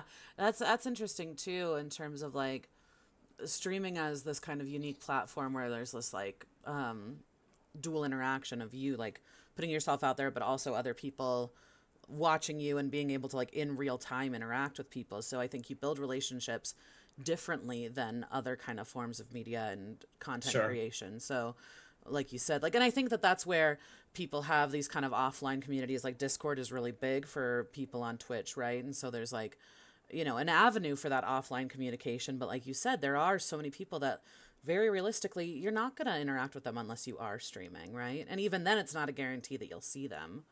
Yeah, I actually like don't even personally enjoy having my own Discord. I actually like go back and forth between like if I want to delete it or not. Like Mm, the only reason I actually have Discord on my own server is because like my first 2 years of streaming, so I think it took me like 2 years or a year and a half or something to actually get my own Discord server. Cause I'm like, it kind of feels like when you own your own personal Discord server, I don't know, at least for me, I'm like, I feel pressure to like make it active. And so Mm, people, I'll notice like people in Discords or something, sometimes the owner mostly will be like, try to get it going and active. And it feels like such a chore to me. It feels like yeah. so robotic. It's just another thing that I don't want to do. And so for me, like it is totally Discord's great, but like I'm in so many Discords like any other person, and how many do I have them? How many do I have muted? All of them. Yep. And so it's like Yep. so silly because I hate having my own Discord server exist and be like, well, I'm just another muted person in people's Discords. And Mm, so I don't enjoy my own Discord server for the like there I only keep it to like because like I like to see previous interactions or if I want to go back to a post from a long time ago. Nowadays it's dead, but like that's okay to me because I cannot and I don't want to like just say something to have it like yeah. look or appear active or something. And it's just like so I found I've never really been into my own Discord server, and other people's Discord servers I'm not even very active either. I just like look what's going on, and it's just an avenue to be able to communicate through voice chat especially. Hmm. That's mostly what I use Discord for. But yeah, it's just like my own Discord server I don't even like to use. It's just like I toy between like, do I want to have this or not? Because like at the end of the day, like I don't really want to be someone's muted Discord server like I Sure. am, for everyone. So yeah, I don't like for me it's Discord is an interesting beast with my own server as far as like I Mm, appreciate people that join, but I don't even like I have a link to it, but it's not like popping up in my chat like join our Discord community and stuff like that feels yeah. so robotic to me. So Yeah. Yeah. It's one of those that like I felt when I first got one like that, well, I didn't even I purely used Discord for like playing video games with other people and having voice chat, right? And then a friend of mine was like, "Hey, like you should make your own Discord server for Twitch." And I was like, "Oh, that'd be fun."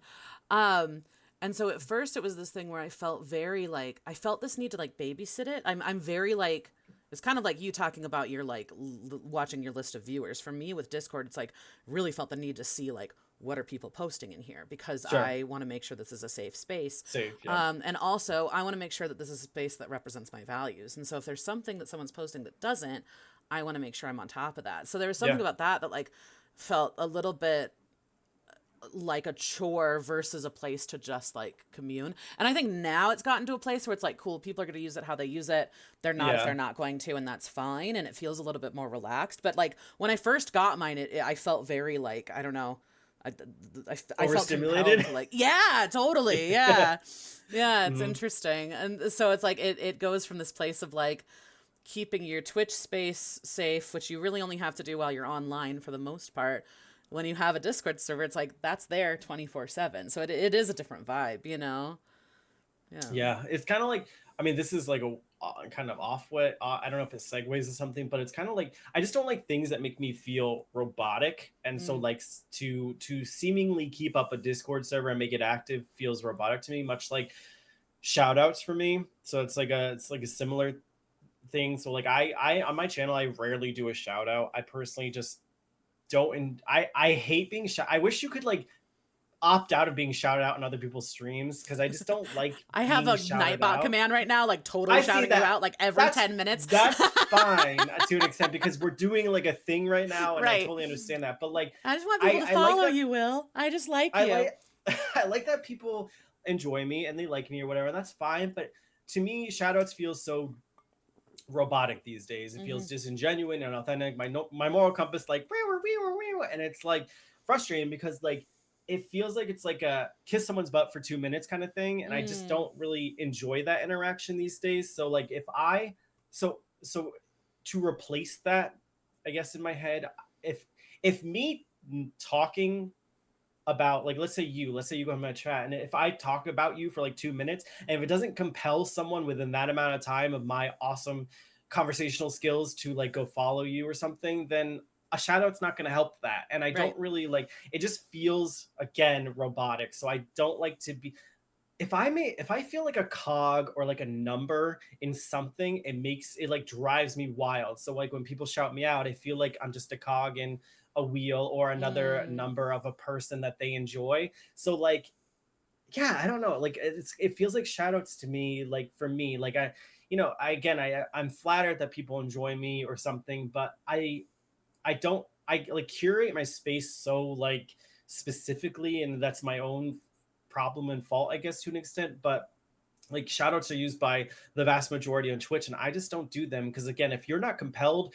to follow or show interest in a person that I'm talking about for like 2 to 5 minutes or whatever, that shout out command is not going to really help, and it just feels like it just doesn't feel good when I use it. That's So fair.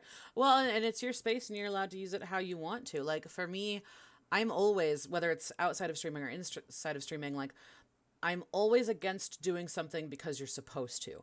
I want to do it yes. because I want to. Hmm. And sometimes that gets me in trouble, right? So when we talk about shout outs, the way that I use it is I like this person. Generally, this is how it goes. I like this person. I want more people to know about this person. They said bye and they're leaving my chat. Hey, wait, I want people to like follow you. Yeah, yeah. Hmm. But everyone uses it differently, right?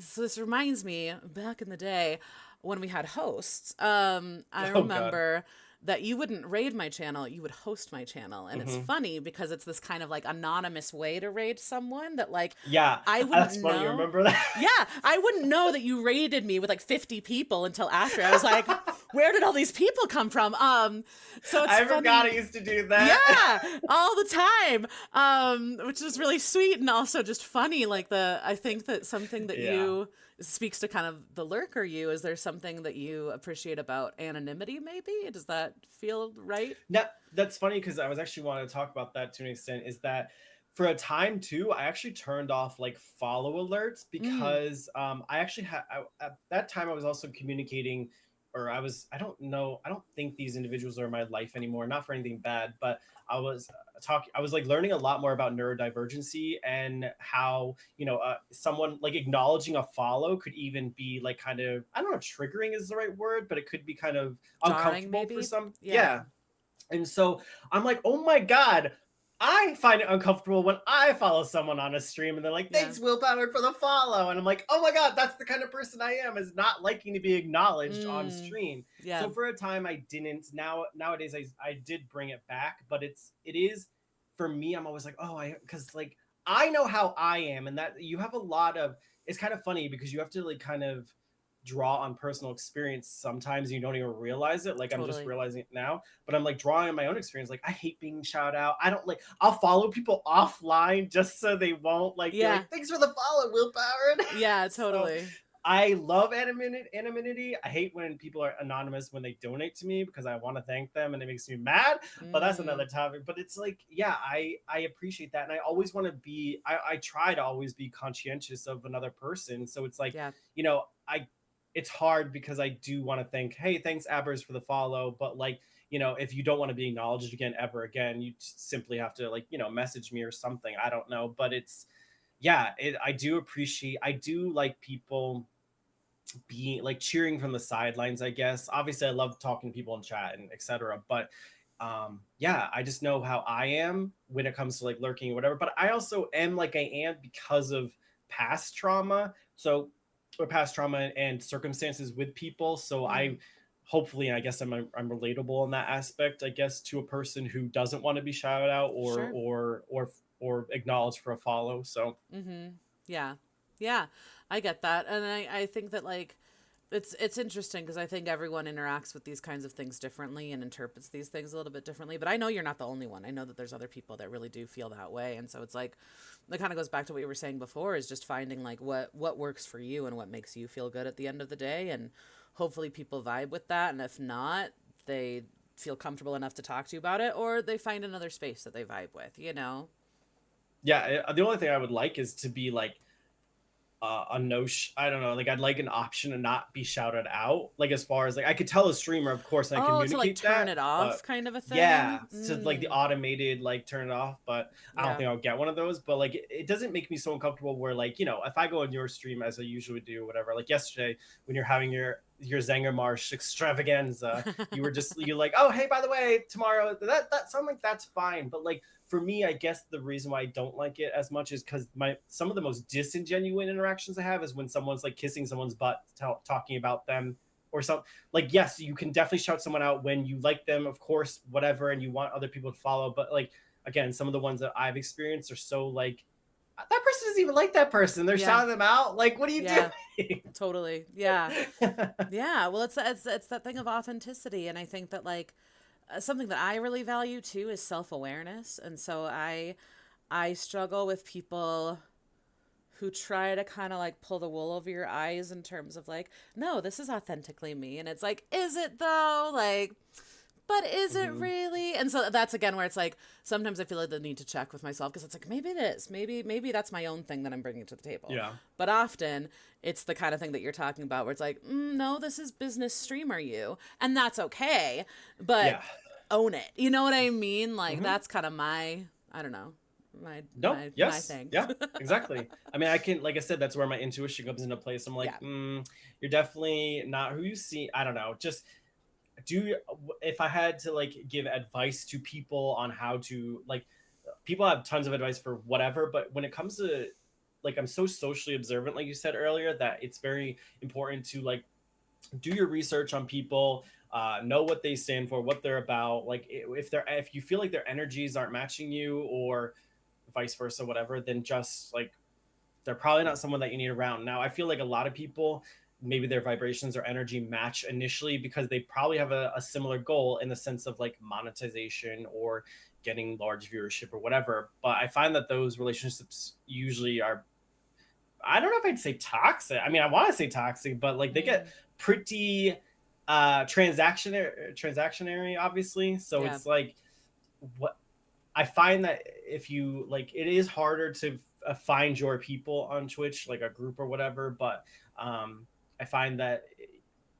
that's pretty much like, I don't know if I'd say my best advice, but advice in general is to do your research on people. And the frustrating thing is, I've been hurt by a lot of people on Twitch. I'm not gonna Mm, sugarcoat it. There's been a lot of bad interactions. There's been mostly good ones, not gonna mostly good interactions, but I've had a lot of bad ones, and some of them are by some really like popular, not famous, but like popular streamers that like someone like you might even know on a daily basis. And it's like frustrating because like I had to learn through an experience with an individual.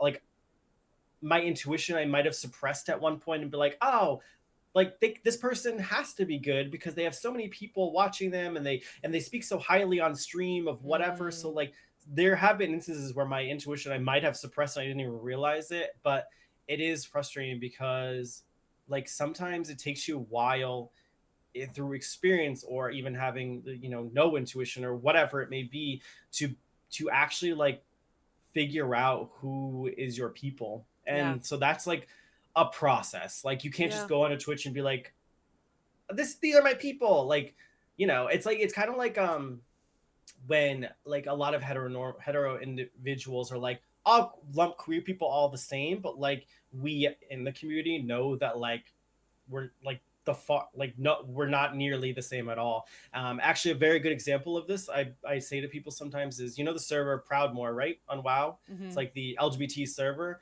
Actually, I found that I felt like the most alienated on that server. So I Mm, tell people sometimes, or if people are questioning or asking about the server, I'm like, just having like a sexual orientation or identity that's the same as everyone else can also be an alienating thing. And for me, it was like, a lot of people have great experiences with Proudmore, of course, sure. but I also find that it's important to not stick to like an LGBT bubble. I find that it's important to safely integrate ourselves into the rest of society, Yeah.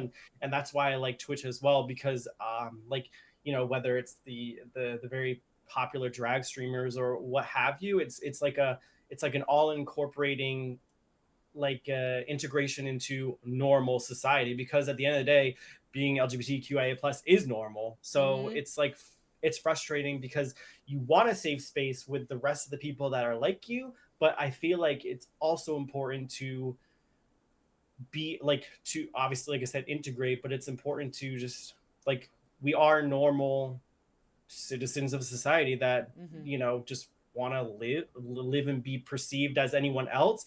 So yeah, like, so a server like Proudmore is, while it's healthy and generally a safe space for most people, I also like to tell people like, hey, like, I'm on Emerald Dream, I'm on Word MS Decor. These are great role play servers. They're really cute. They have a great community. So like, well, I didn't find like what I was looking for on Proudmore. A lot of other people do, but Yeah. also you shouldn't discount or discredit other servers just because they don't have an LGBT focus, because it is important for our presence to be everywhere, Yeah. just as anyone else. Well, I think you hit on something there where it's like queer people exist everywhere. So there might be a server that like is known for being the queer server or whatever, but that doesn't mean that there aren't queer people on all of the other servers, Hmm. right? Yes. And I think too that like allyship is something that's really valuable and important, and something that again you can find in varying spaces. I think what it takes is knowing yourself and knowing what your boundaries are, and then kind of going from there and seeing who are people that honor that and respect that and who are people that don't, you know? Hmm. Yeah. Yeah. OG Twills, there's not an open forum necessarily, but I do want to turn it over to Twitch chat. If any of you have questions for Will, go ahead and type them into chat, and we will get to them in a minute. Also, thanks for all the follows, all the Will powered people. I appreciate it. Yes. Yeah. I meant to ask this. What is the story behind your screen name? Oh yeah. Actually, it was like not really anything crazy, but like I used to like skate, like roller skate when I was younger, and I loved Do you ever play like the Pokemon games like Emerald, Ruby, Sapphire? Mm-hmm. Like those, I love Team Aqua, so I was like Aqua Skater and like Magma Skater, so I was like Cute. whatever. So that, but then like I went onto Twitch and I was like, I don't know, I'm kind of like outgrowing this, whatever. And I became Ravenclaw guy. I don't know if many people here even know, but that was my first thing. And my actually, that's Ravenclaw funny. guy. That's funny Oh because man. that was my first screen name. I had streamed, I'm pretty sure, under that name. Maybe I didn't, but I was like Ravenclaw themed everything. Anyways, that only lasted even a year. That was even way before I found out J.K. Rowling was who she is. Yeah. And I changed it to Willpower because I was like, I think it's a very good indication of who I am. So like, I think it's German. William is derived from, but it's Wilhelm. So it means like will as in like willful, and then Heim as in protector. So it Hmm. goes with a lot of like me. I never really realized it, and when I talk about it, it always makes sense. But it's like um, Wilhelm is like stalwart protector or something like that, and it's very me in a sense of like, whether it's Twitch or outside, I'm very protective of individuals. I'm like my favorite archetype of a class is a rogue, but I feel like I'm a very like good shoe in for a warrior because I am like ready to go to battle war for people that I like care about or whatever, in whatever aspect that means. So like when you put like willpower, so like when it comes to also willpower, I put it all together kind of, and I was like, I am like a person, when I want something or want to accomplish something, I get it done. Like Hmm. I find like a way, like I just like, that's kind of who I am. So like, not only is my name like a protector of like my friends or the people, it's also like I will things into existence. So instead of just being like kind of a normal like will power, I guess, I don't know, I just added a 3 or whatever and made it like a cute little plan, whatever. But it's Hmm. more so like the name is kind of like an indicator or indicative of who I am as a person, that I just like, I feel like anyone could, like, you just will things into existence. Like if you have the will to Yeah. do something, there's a way. And that's like one of my famous like little things that I say about myself. So Yeah. Yeah. Well, I think it's this idea of agency. Like you have um the ability to like do the things you want to do and make it happen on some level, you know? So that yeah. makes sense. Yeah. Yeah. What for you is the kind of line between your personal self and your Twitch self? Like I know that we've talked about how you're like basically the same person, but in terms of like boundaries or just like things that you want to keep offline, like what is that line for you? It's difficult because it doesn't exist very well. Like I said, my current job situation is nothing, but so instead of like talking about it, I choose not to stream until, Yeah. so Which it's is kind of fair. That's like, a fair decision, you know? Like yeah, but it's like frustrating because mm, obviously it's frustrating, but it's like, yeah, it's things I don't want to talk. I don't know. I'm really like open about my past traumas or any, like, I'm really an open book all the time. So on stream and off, but it's like, if I am feeling a certain way about something that's going on in my life, I'll isolate and I'll take me time, whatever, which is obviously completely valid. But like the difference is like, again, like, because I know my stream or my community and friends expect, which I'm not living to their expectations, but they expect like my vulnerability and stuff all the time. So if I'm Yeah. not well and I'm like, and someone's like, "Hey, how are you?" and I'm like, "Good," like I usually have something to say, like, "Oh, this is what I did today," or something. But like, I Right. cannot mask things. I'm very bad at it. Yeah. Actually, I'm pretty good at it, but I choose not to because it It takes takes too so much much energy. energy. Yeah. Nope. Yeah. So for me, yeah, I kind of like, if I'm just like not wanting to talk about something, I just won't stream Yeah. really, because somehow my brain will get to that topic. Like even Mhm. if it's not brought up, I'll be like, Mhm. how am I going to talk about this? Because it's like boiling inside, you know? Yeah. So yeah. Yeah, totally. Well, that goes back to this idea of like I think that like in order to, whether it's streaming or making content or performing, just like putting yourself out there, I think it does require knowing yourself and knowing your limits too. I think is really important. So like understanding like, yeah, this is a day where I'm feeling really vulnerable in such a way that I don't want to put myself out there. Like I Yeah. think that's valid, you know? And I think that's Yeah. really important too. Yeah. I mean, that's the upsides and downsides about me being same person on and off stream, you know? Like some people that can compartmentalize, like Yeah.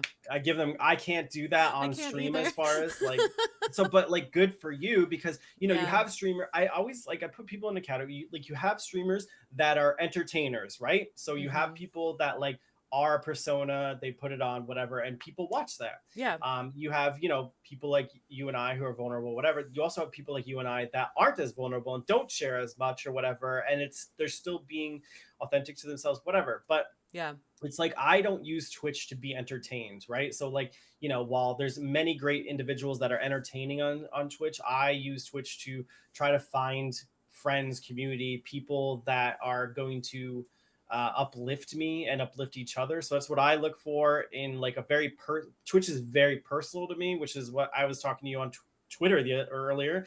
I use Twitter as a journaling site. I don't use it as like Mhm. going live, going live, going live, which is fine to use that with, but you have to know your spaces of who you like want to digest and intake into your own self. I don't even know where this was going, but yeah, Yeah. that's like I just yeah. Well, and I do. I think that like, I very much curate my community. I very much curate my social media feed, like because it is at the end of the day, like what do I want to surround myself with, and what do I want to consume, and so.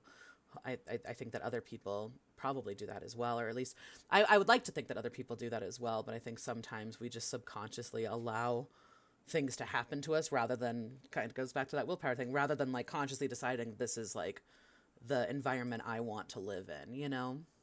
Yeah, and I again, like I said, like I'll have there'll be people that be like, "Oh, do you watch this streamer?" I'm like, "No, they're not really my vibe." And it's like mostly usually due to like someone being an entertainer. Like, you know, if like Hmm. I want to watch a movie or a show, I would like turn on Netflix, but like my Twitch interaction and experience is solely based on like, do I see myself communicating with this person as a friend someday? Like that's kind of Mm. my, and it sounds really, because it kind of gets into parasocialness, you know, because Yeah, it it's like does.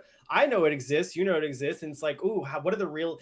I think in my brain I go like, what is the okay? Can realistically this person be my friend someday? I Mm, guess. mm-hmm, So mm-hmm. that's how I kind of view a lot of people if I can be friends with them or something. Yeah. Like you, I clearly I have great taste because I consider you a friend at this point. Hey, Um, thanks. but yeah, so like, and it's okay that people use it for entertainment or whatever reason, but Yeah. yeah, the space that I curate and the spaces that I look for are people that are, you know, again, going to be good, not necessarily influences, yeah, but influences, representations of especially the queer community, because I like to like not call out the bullshit, but I like to like the straights are just gonna do their straight things, and I don't even know what to say about that other than that. But it is important that, so like I'm not trying to fight a battle outside of our space for that instance. At least I like Mm. to try to like um draw attention and representation for inside of our space, and because we have our own battles within our own spaces to face, if you choose to. I don't know why I'm talking about battles, but like there are things to draw attention to and things that need attention in our own community that I can't be worrying about, like what someone of that I have almost no relation to as far as a political party and like moral compass or whatever. So it's just important to, again, this goes back to just knowing who you want to surround yourself with and what energies that you yourself can handle on a daily basis, Yeah. So And where you want to put your energy at the end of the day, too. yeah, like not to, again, so it's just that like I know like someone like you, I like to also have consistency in people, which is very difficult because I'm not, no one's consistent or stable in their lives, but I find myself being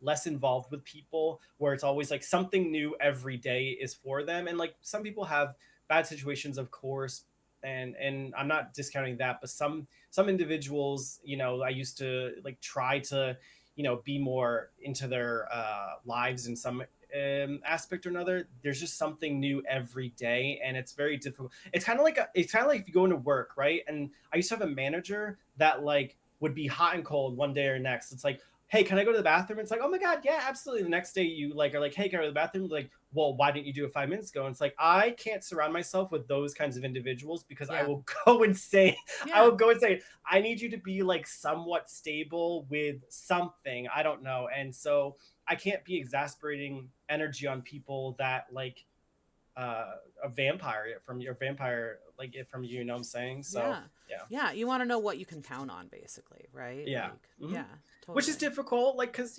again, like me right now, I'm not consistent with streaming. I don't expect someone to be consistent with streaming, but like if you are an individual or like, oh, my life sucks today, my life sucks tomorrow, my life sucks the next day, and it's like, okay, well, you're willing that into existence to an extent. Mm. And so it's yeah, it's my interactions and energies with people are very not curated. They're curated, but they're, I just have to know who I can spend energy on these. And I think that's a good general advice for people is like, I might have a lot more experience with it because a long time ago, like I pretty much disconnected from my blood family, like completely. I did that at Yeah. such an early age. So I think it's easier for me to be like, I don't like, you're not necessary to me growing as a person, like Mm. if I can, I haven't talked to my father in 15 years. If I can do something like that, where like society's like, hey, you need to talk to that because that person's your blood father and he's like going to be so important to you someday. And it's like, sometimes they're not. And sometimes you're a Yeah. better person with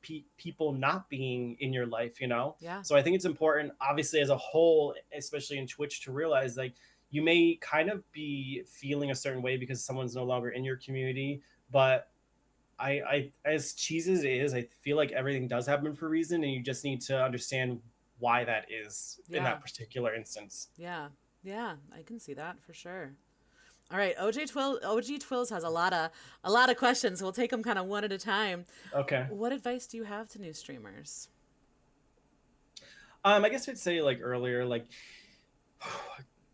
just try to be aware that the people that you initially meet, this sounds so, I feel so ominous when I tell like advice. I feel like I'm like an ominous advice giver sometimes, but it's like, and not everyone is there with the best intentions for you. A Mm. lot of people are there for themselves and how they can grow, and so people can put on a facade like they care about your success in whatever way Mm. you want to succeed. But I personally have been stepped on by a lot of individuals, and I it took like that helped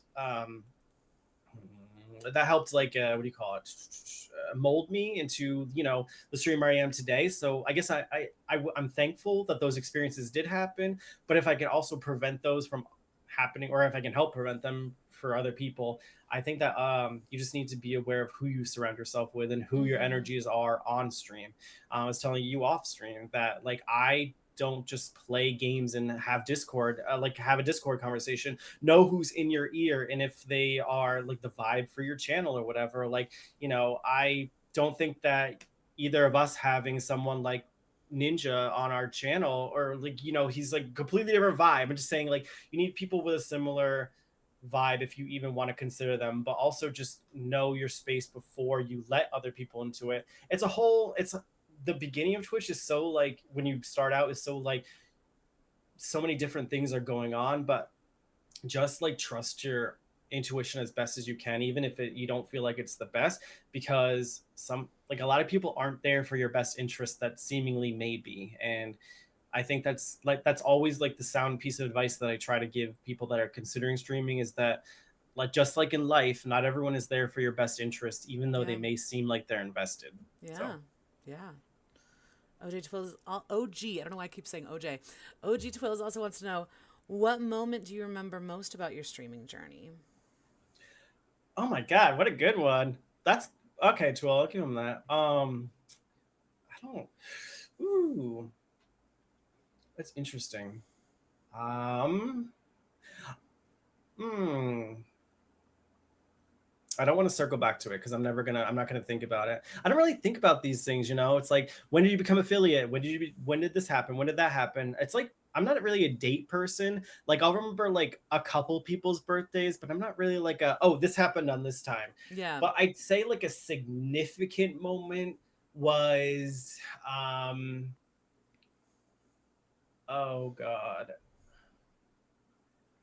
Honestly, it'd probably be God, there's so many. There's now I'm like, oh, okay, there's actually a lot. Um,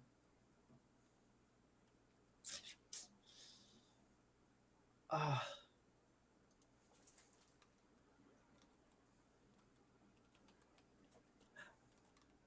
I'd say when I had it would probably be like at least um, what do you call it? Oh my God, please, Twill, what the heck is this question? It's so good. Um, honestly, I would just say that it would just be one of the bad experiences I've had with an individual, because as I was saying, if if like if it didn't if this bad if the bad if we don't have bad experiences or cloudy rainy days, we can't grow and experience the sunny days. So when something happened to me, I'm gonna be like, actually this is great. This will get me woo.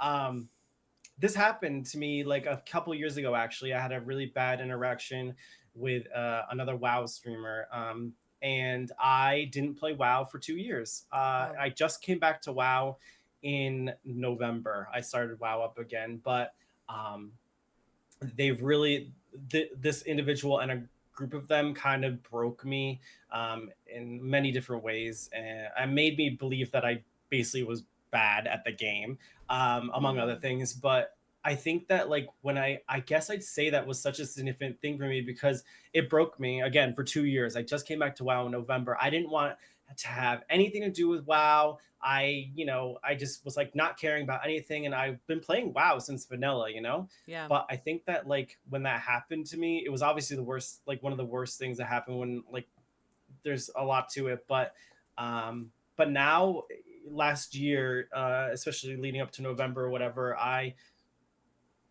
like healed, or I've healed enough where I feel like where I'm enjoying WoW again, So I think that like some of the most significant things that can happen to people obviously are going to be some of the worst experiences you've had, but like Mm. if you let that, it did break me for about 2 years, and that's sad enough as it is, but if you don't get on the horse eventually, like I think that's even worse. So I think it's just more of a testament and prove to myself that like I'm kind of getting emotional, but it was like it was really bad, and I came out of it, and I was like, I can't let these people ruin such a great experience that I've had. When I was 15, when my parents were fighting in the next room over, and I only had WoW there to occupy my time and my Mm. guildmates. So like WoW was always there for my terrible things, and or my life experiences in general. So I couldn't let someone ruin that for me further. So when I came back in November, it was like it felt good. I was like, oh my god! I told my significant other, I'm like, I'm having fun again. Like it was just really good. And sorry, I guess you're emotional, but it was good. And I don't think I'm fully healed. I don't think we ever fully heal from our scars, obviously. But if we let them, break us completely, then that's obviously not good. I don't know what I'm saying, but yeah. So I'm glad that happened to me, and I'm also sad that it happened at the same time. Yeah. So Yeah. Well, so just to clarify a little bit, like, it was something that happened with people that you were playing with in the game and also streamers? Was it like kind of mhm. both? Okay. Yeah. Yeah, I mean, I could talk to you another time about all of it. It's not a Yeah, you don't problem, have to but get into yeah, it more. Yeah. yeah, Yeah, that's hard. I think that's what's so interesting about playing a game like WoW, where you could be playing with people, other streamers, you could be playing with people in your chat, right? Which is a little bit different than other games. Like if I'm playing Super Mario, like no one else is oh necessarily yeah. playing that with me. So it makes those relationships even more complex, I think. Hmm. Yeah. Something you said earlier and that made me think of something like you were talking about being results oriented with like personal training and people wanting kind of instant results. Correct.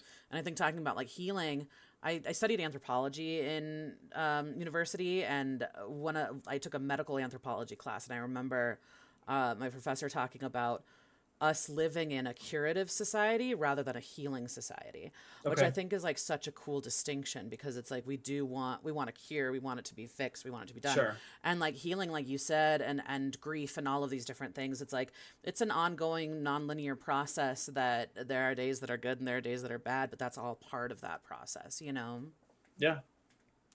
I think we're That's all honest again. I think we're sometimes only as like not strong, but as our scars, kind of like mm, I feel like it's important to recognize your lows. Like again when I was talking about humility earlier, I think that like I'd rather hear about a streamer's like I don't know worst interaction they've had on Twitch than their best one, because I want to know how they grew from that or what they learned, etc. So like those mm, are very important things for me. yeah, yeah. Twill also wants to know, what thing do you wish Twitch comes out with within the future?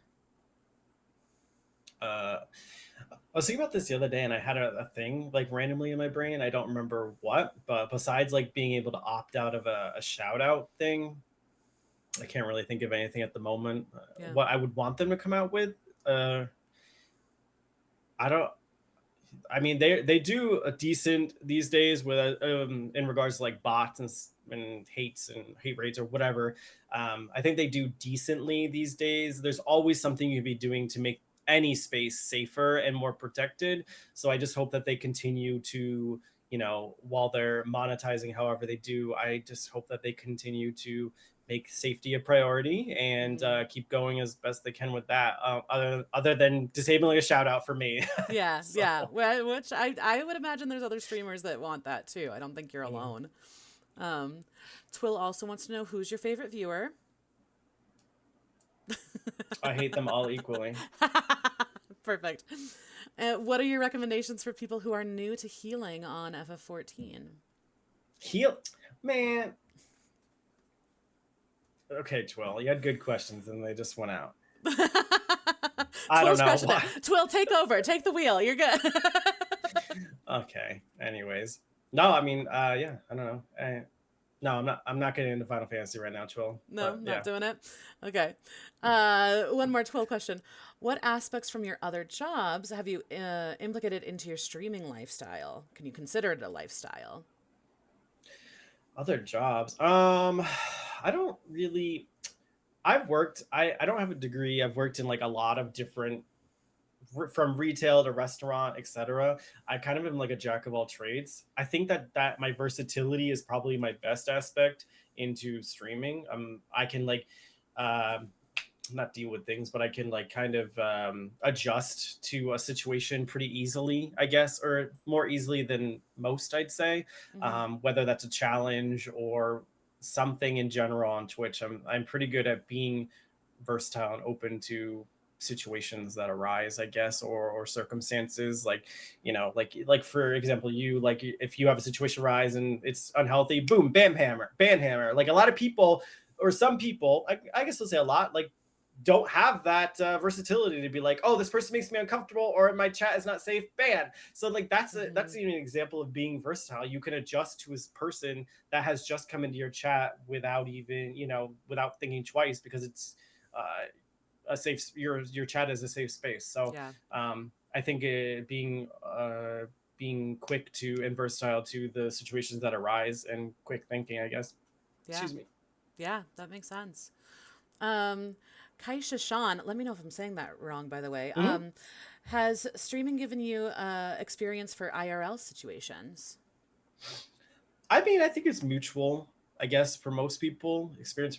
I can't say a particular IRL situation that I've gained experience for. I mean, actually, maybe. Well, when I was living in Seattle, I was working under Microsoft. I think I'm still technically under NDA, so I can't say what I did, but Interesting. my streaming career did a career. I don't know. My streaming experience has led me to a job opportunity. So that was really cool. I would like. I thought I wanted to do more with gaming, and I really do enjoy gaming. I only moved back. Long story, anyways. I think it helped with a job at one Hmm. point, which was great. And I would like to work in the industry in some aspect. I just don't know what that looks like for me. Yeah. But yeah, it did help me land a job, I guess, if that Yeah. experience for an IRL, that was an IRL situation. Yeah. That's cool. That's interesting. Yeah. Yeah. Maddie Brady wants to know what is a repetitive problem you've had with streaming that you had to come up with a solution for? I would say, again, I don't know if we talked about this on stream or if this was off, but yeah, I think it was on, but I think when you have a crossover of people, hi, Bonnie. Here she is. She just woke up from her nap. When you have individuals that you don't vibe with or frankly like for X, Y, and Z reasons, and you have to, and I so like when I yeah, so a solution that I come up with, like if people are like, hey, you should go raid this person, but my community has no clue who that I don't even like this person, I have to be kind of tricky with. Now I'm not to say always, like my people here are gonna be like, oh, anytime Will takes suggestion now, he's not gonna, that's a bad person. But so it's like having to have the mental fortitude to not be able to, or to not say like this person sucks or some, or this person sucks for X, Y, and Z reasons. I had to like repetitively like be like kind of skirt around an issue, which I'm such a blunt and straightforward person. So Yeah. for me, like it's like people coming into your streams, whether it's a streamer or a person part of that community or not, and you having to, you know, acknowledge their existence if they say hi or whatever, but also, you know, um understanding that, like for me, like I just not putting stock into this individual because I already know who they are as a person, whatever it is. So it's Mm-hmm. kind of just like I'm trying to like really. So the solution that I come up with is like kind of skirting around the issue where normally I'd be like like that. So Yeah. instead of like being like I hate this person, it's like, well, I'm not gonna rate this person, but thank you for the suggestion. Like I'm not a very that's like a that's probably one of my downfalls too, is I'm not very I am cordial, but being cordial sometimes takes a lot more effort for me than some other people. So Yeah. Yeah. I think for me, one thing that helps with that it's almost like subtweeting, so it depends, but like it feels better to me to like talk about like the behavior or the attitude or whatever that I don't like rather than the person that exhibits those sure, yeah. things, you know? Subtweeting. Yeah, I like that. Yeah. Let's see. Twill wants to know, what do you believe is your best or most important quality that you bring to your community? I gotta grab my cat, but go for it. I think a couple things. One is understanding, especially myself, like my privilege in the community. Mm-hmm. So, like, as like again, as I was saying earlier, being a cis white male is has an insane amount of privilege, unfortunately, Mm-hmm. and I think that using that to better individuals and representation in the community is just, as long as you understand the privilege that you hold and then being able to use it in a good manner is such a thing that I like value. And I love like being able to like be out of body and like look at myself or like look at whatever the world around me and like not as myself. So I think that's very Mm-hmm. important. So along with that, again, or along with that, yeah, I think again, like I value my humility. I love like being, if like I'm like, if I'm like, and this says this about this person, and the person be like, well, actually, that's the wrong article that you're reading. It's whatever. I'm like, oh, okay, like admitting that, like, I maybe didn't have the right source or whatever it is, just admitting I was wrong and holding accountability and like even laughing at my mistakes. Like, again, like I said, in other people, I think humility is so important. And I also Mm, like to represent that as well in myself. Um, and honestly, this is like a flat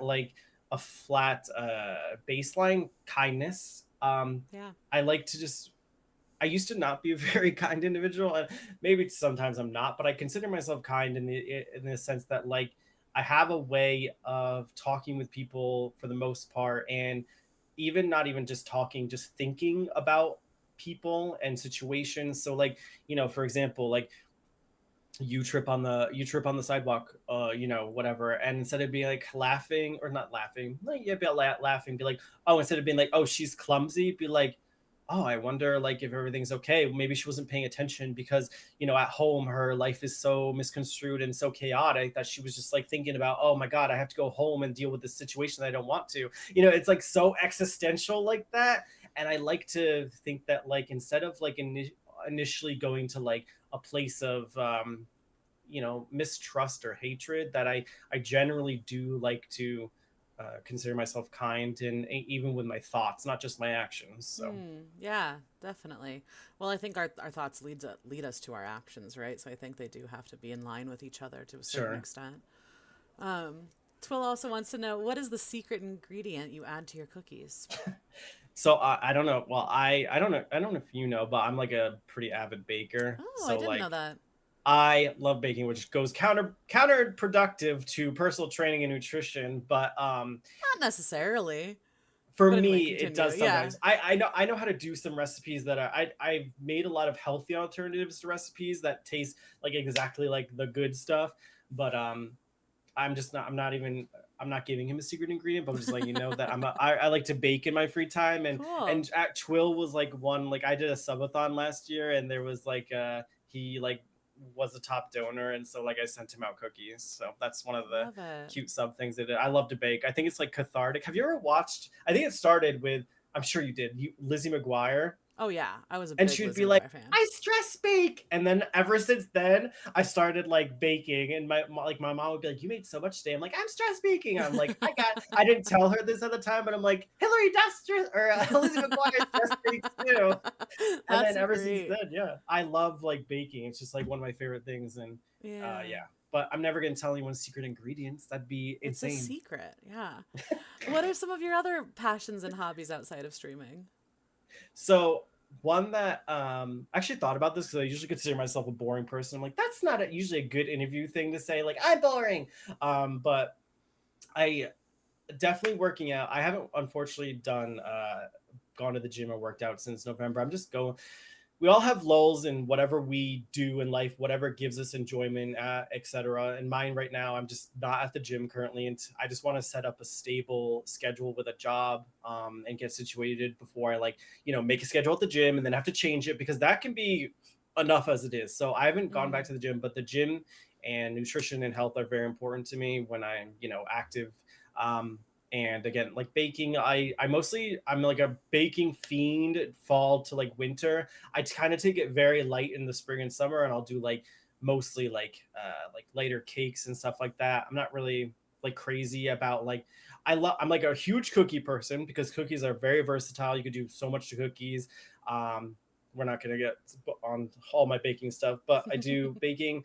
And then I don't really know if I consider a hobby, but I music has been so like life changing for me the past 8 years on Twitch. So I love when, okay, can I also comment yesterday when you were talking when you were talking about E flats versus C's for everyone? Your music theory stuff is just like so funny. I was like, didn't know the conversation at first, and then basically how I summed it up in my brain is that a saxophone player is an E flat while everyone else is a C. So a C for everyone else is an E flat for a sax. And you guys like went like this to get to there, and I loved like hearing about it in general. You nailed it. So Yeah, you got it. The I conversation. got Yeah, it you because got there it. was so Yeah. much conversation, and I was like, wow, I actually didn't know that. I played like I played I played a piano, like not too like insane or whatever back in the day, and then I've been learning harmonica for the past Oh, like fun. 5 years, but I don't play it because I'm like I don't want to annoy people around. Whatever instrument, you need to make sure that you have like a designated space generally, otherwise you're going to annoy the fucking people. Yeah. But as far as music goes, I actually want to talk about that slightly. It in relation to streaming, I actually found my like I used to consider myself such a boring or like having bad taste in music. I would often be told like growing up or something because my taste didn't align with the majority of people Mm. that we were growing up with. Like my that vinyl right there is Michelle Branch. She was my I first love that you have CD. Michelle Branch on vinyl. That's But hold on, amazing. this gets better. That's one of like 100 of her copies of the 20th anniversary. It's like translucent. Ooh. It's like signed. But the only reason why I had that one is because my first CD growing up was Michelle Branch. Everyone else at that time was Backstreet Boys, Britney Spears, Mm. Papa, whatever it was. I don't know. So I was the weirdo that liked Michelle Branch. Michelle Branch was like everything to me then. She's cool. She's not one of my tops anymore, but I do enjoy her. So stemming from something like that, and then even like my Owl City collection, like Owl City is great, and everyone knows him for Fireflies, whatever. Like he's great, but he has so much great collection of music that just resonates with me. But Mm. I'm not even talking about these two things. I have gained a lot of passion for music through streaming because we play music especially us that play WoW, like you do your cute jazz stuff and Mm-hmm. and whatever other genres you're feeling. And for me, like playing DBD, for example, is a different vibe than playing WoW. So when Totally. I play Dead by Daylight, I mostly play synthwave music, and I found that like maybe 4 or so years ago, and I've like grown such a passion for synthwave. And then when I'm playing WoW, you'll be more like in tune with maybe top or different genres, but I like this genre called progressive melodic. So it's kind of like an Ooh. offshoot of house. Okay. So what this music reminds me of is like classical music with like light EDM kind of. It's like I don't know how to explain it, but it's very euphoric to me. So Yeah. what like so I started like listening to melodic progressive like 8 years ago, and then synthwave 5 years ago, whatever. But like I like to translate that to my stream too, and it create, as you know, or any streamer knows, it creates your vibe. So like Totally. sometimes you can go into WoW streams and they're like listening to heavy metal, and they're like, which is fine, of course, but it's not like a vibe I can like get into and watch this person do keys and whatever they're doing, because it's not a really like interactory like atmosphere. Whereas like if I'm streaming my chill like melodic progressive on or whatever, it's more of a, it sets the mood. Like I'm preaching the choir right here, but like it sets the mood. And so I love it because other people can experience, and I'll have people, not many people, but sometimes people are like, oh my god, what's this song? And it'll be like, I'll have to like go to Spotify and link them like an artist they've never heard, and a title that's so weird because it's like a half EDM kind of track or whatever, and it'll be like whatever. So I found such like a, I've curated like this Spotify list of like over 1,000 hours of one of them, and it's just like such a euphoric experience being able to like share music. And I don't consider myself having like a wide array of music. Like sure, like pop or rock or whatever. I don't really commit to a genre, but when it comes to melodic progressive, I feel like euphoric, and I like to share that with people. And not hopefully, but like kind of hopefully, but like if they can experience the same thing I feel with it, like everyone's brains were different, of course, and your BPMs and whatever are going to Sure. resonate different for whoever. But for me, I can share, streaming offers the chance to share like my passion of like music and how it makes me feel. And Yeah. so I never really considered myself like kind of a curator of music until the past few years or whatever. And now I just love like having it on, like it's just chilling there. And it's mostly, most of the stuff I listen to isn't DMCA'd. I mean, so it's like nice, obviously, but yeah, I've really like loved like curating my own like music taste as of the last whatever, because I always felt like my music wasn't, it was always just different. Like when everyone else was listening to something, I was listening to something else. And Mm-hmm. as we are adults, we now know that like there's no such thing as bad music. I mean, everyone just has different tastes and stuff like that. So it took me a while to be able to be like, this is who I am in regards to music. Totally. So Yeah. Yeah. Well, and I've discovered a lot of music from watching other streams. Like I got really into deep house purely because of streaming, oh, honestly. cool. All right. So I want to check out melodic progressive. Is that what it's called? Yeah, I'll send you my list. Do you listen to Yes. Spotify? Yeah. I got you. Do it. Yay. Cool. I love it. But yeah, I mean, it is. It's for me. Music is like the vibe of my day, the vibe of my stream, the vibe of my life, right? And so I very much identify like I was this like jazz nerd kid in high school while everyone's Yeah, listening to I Fall Out love Boy, that. which there's nothing wrong with Fall Out Boy, but like, Yeah, of course. you know, so I get the like you're just on a different path that way, you know. Mm-hmm. Let's see. Maddie Brady asks, on 9/16/2022, you tweeted you were obsessed with Teddy Grahams. What is your favorite Teddy Graham flavor? That's okay. Love this research. I think it's honey. I like the honey ones. Pretty like Okay. simple. The chocolate ones are okay. The chocolate chip ones I kind of got sick of when I was younger, so I don't do those because I did too many of them. Mm-hmm. But it's actually funny because Teddy Grahams, like I'm a very I don't remember what that's called, but there's like a nutrition method where you like feed just feed yourself, like you eat when you're hungry, whatever. And so like I don't particularly follow like for my nutrition and working out needs, like eat when I'm hungry, whatever. I have a kind of a more strict, but Teddy Grahams are like a great like post workout like or pre workout like carb load, and they have low sugars, low everything. The ingredients aren't like egregiously long, you know. So like just fun fact, Teddy Grahams aren't that bad for you, and they're cute and taste good. They're very cute. Who doesn't love a little Teddy hmm flavored? Nope. But you get what I mean. No, I don't know what Teddy flavor it is, I but don't either. 12 wants to know, what have you found yourself enjoying more of when you stream?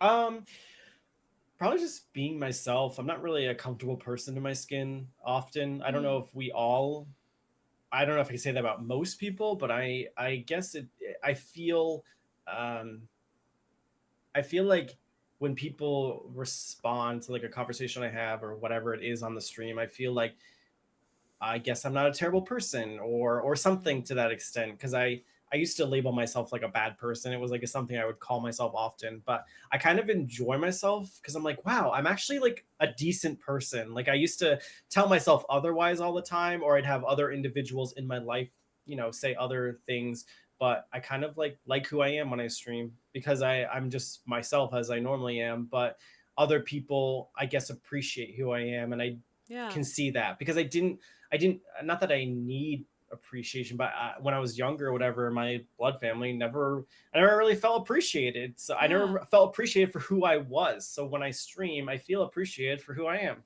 Yeah. So Follow up, Twill says, "Hey Will, you're a great guy." anyways, um, what thanks are so much for being here, Trill. I'm so glad that you've had all of these questions. I'm so thrilled. I'm curious, kind of along those same lines, like talking about humility being something you value, but also struggling with kind of self-deprecation. Like, how do you reconcile those two kind of parts of yourself? It was definitely harder until recently. I'm very like again the as we were talking earlier, the standards of like especially cis white queer men.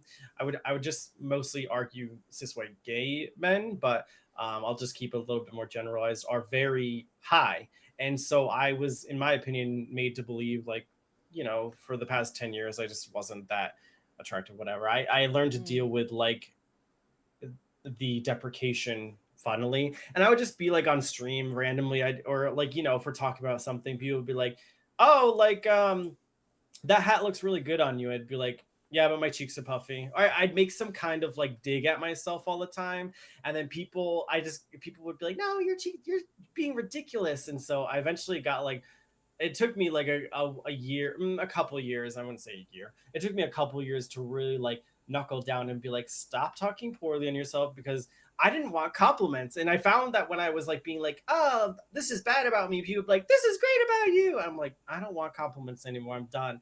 So nowadays, as far as like talking about I talk about myself in a less self-deprecating manner these days. I again Mm-hmm. think that comes with maturity. It just took me, I think, a little longer than most people to get to that point where I am at age. Everyone works differently, of course, but me personally, I feel like it took me longer to get to where I am with the comfortability of myself. And am I fully comfortable with my skin? No, but we only get one body, and it's really just what you have to work with. I don't know what that sounds, whatever, but It's true. it's like at the end of the day, you have this body for the rest of this current life, so it's Mm-hmm. like you can't really. I don't know. I got to a point where I'm like, okay, well, and some days, you have days where you're like, well, this is as good as it's gonna get, Mm-hmm. but I just I talk about myself less. I talk about myself less self-deprecating lately, and like more so, not if I do poke a jab at myself, it's not because I'm self-deprecating. I'm just being kind of silly and humility, or full of humility in that or in that moment, you could Yeah. say. So Yeah.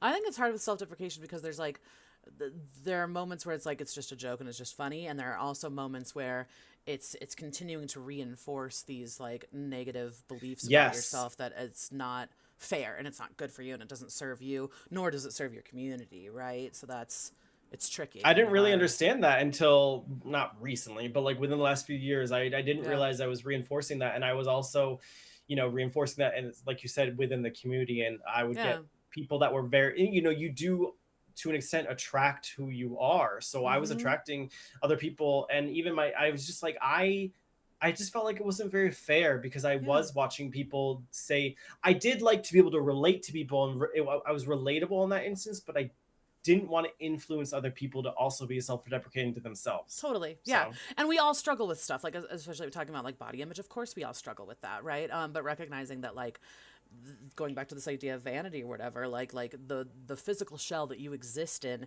is not, indicative of your morality or your worth or any of that. And so like, yeah. checking those voices and recognizing that it's like, okay, this is something I'm struggling with, but also I don't need to feed into that either. Hmm. Yeah, it's kind of like willing something into existence again. It was Same thing. I Yeah, wasn't realizing I was doing that at the time. So it's I'm a true. lot better with it these days, but yeah. Yeah, yeah. What are some things that have surprised you since you first started streaming? I'd say just again the world, people around me. I guess I wasn't really fully aware of people until I started streaming and getting. I don't. It's because again, like I said, I grew up in like cis white heteronormative small town where Mm-hmm. everyone votes for a person, and I just like, so when I am existing on the Twitch space, people are always surprising me, and um interactions with people. So I feel like people are always going to surprise you, and I mean you'll surprise yourself, of course, but I feel like I just feel like the general populace, whether they are not, I was gonna say whether someone acts stupid or not, is going to be surprising sometimes. Like, because Mm. people like, and even like something again, like something where I based like maybe a year around my streaming, like Ravenclaw and Harry Potter, like that was surprising when halfway into my streaming career in general I was will powered, but when I learned about the things about J.K. Rowling, and it just didn't. It kind of, it was obviously surprising, but like it's how you manage those surprises and deal with them. And we were saying earlier about we were talking about like ethical consumerism. So Mm-hmm. you could learn that a good friend of yours on Twitch, or yeah, we'll just say Twitch, does support something that you don't, and you have to navigate how you're going to like are can is this a thing that you can be friends with this person, or is this like Yeah. a deciding factor? Yeah. The like me, I have some friends that go to Chick-fil-A on a daily basis or whenever. Do I? No, I don't support Chick-fil-A and where that money goes to and their business practice, etc. But like is that there's so many battles that we have to face on a daily basis with ethical consumerism. Like Yeah. like, do I use a place like Amazon? Yeah, I use Amazon. I try to use it as less as possible. I don't support their treatment of workers and etc. But sometimes there's only goods and services that you can get from Amazon, and that's just the world we live in right now. So Yeah. like, while I don't agree with someone who goes to Chick-fil-A or J.K. Rowling support of Harry Potter in general, whatever, there's also ways that it can be minimalized to an extent too. So say someone does like Harry Potter these days, I'm more like lenient in my values if someone buys from like an Etsy shop and like supports someone locally that way. Like, you're not giving J.K. Rowling, particular money. And but like, everyone has a different subjective opinion of ethical consumerism. So how it works is like, you just have to understand like what you can tolerate. So Yeah. like, can you keep someone in your life that goes to Chick-fil-A all the time, or shops on Amazon or whatever it is? And so like, you could come into surprises of individuals that you meet on Twitch, and it's like, what are you willing to like morally, I guess, sacrifice in order to be that person's friend? And if being that person's friend or in their energies is too much for you, or you feel like it goes against who you are, then you have to make some decisions with who you want to surround yourself with. Yeah. So people can be surprising. Yeah, totally. Like it's one of those things. It's like there's no ethical consumption under capitalism, and yet we all make choices. And so, what are the choices that are important to you at the end of the day? And like you said, what are your deal breakers and what are your boundaries with the company you keep? And I think too, like we were talking about this aspect of it, and talking about like the Harry Potter game, and talking about playing Blizzard games, finding out all of the like atrocities that Yeah. Blizzard has committed, right? And so it's like how do you navigate that, and where does your responsibility lie as a streamer? And that's a really big question and a really difficult one, I think. Yeah, and you're going, again, to earlier questions, you're going to be, as a streamer, you're somewhat of an influencer, and you're going to have to take Yeah. accountability and a stance. You're going to have Mm-hmm. some kind of stance to be able to talk about with people. Otherwise, you're going to be like a street. We don't talk about negative things here or whatever. And you can curate your space however you want, but those are things that like you're going to have to think. If they make you uncomfortable, you're going to have to potentially talk about those sometimes. So yeah. Just gonna grab her, see if she wants But to like, hang for out. instance, like the Blizzard thing, I didn't play I thankfully I was already kind of on that hiatus because of that friends group. But like, I was like, Yeah. oh well, this is even more of a decision for me to not financially support them at the time. Yeah. And that's how I showed it. And they made concession. They did things. Obviously, there can always be more, and there's always an ongoing, or there is an ongoing investigation. But yeah, you have to. I'm just going to double down on, again, you just have to, what everyone is subjective in these terms. So you just have to understand what you can accept and what you can't accept of someone supporting. Yeah. Yeah. And that answer is going to be different for everyone, and I think that those are boundaries and things that we negotiate all the time, right? It's hard. Um let's see. Domadeo? Domadeo? Domadio. Domadio, haha. Sorry if I missed this. How did you two meet originally, and what's a memory you both have of each other that you always think of? I think of, so I met Abbers during the Panini pandemic. And I must have been, I always look for a WoW streamer, or I look for streamers, and when I look for a streamer, I go from like lowest view count to high. And Mm, so like, because that's how I get my genuine interactions that I get, whatever. And I sure. remember you were on Classic, and you were in Tenaris, actually. Okay. um I don't remember if you were playing, who you were playing.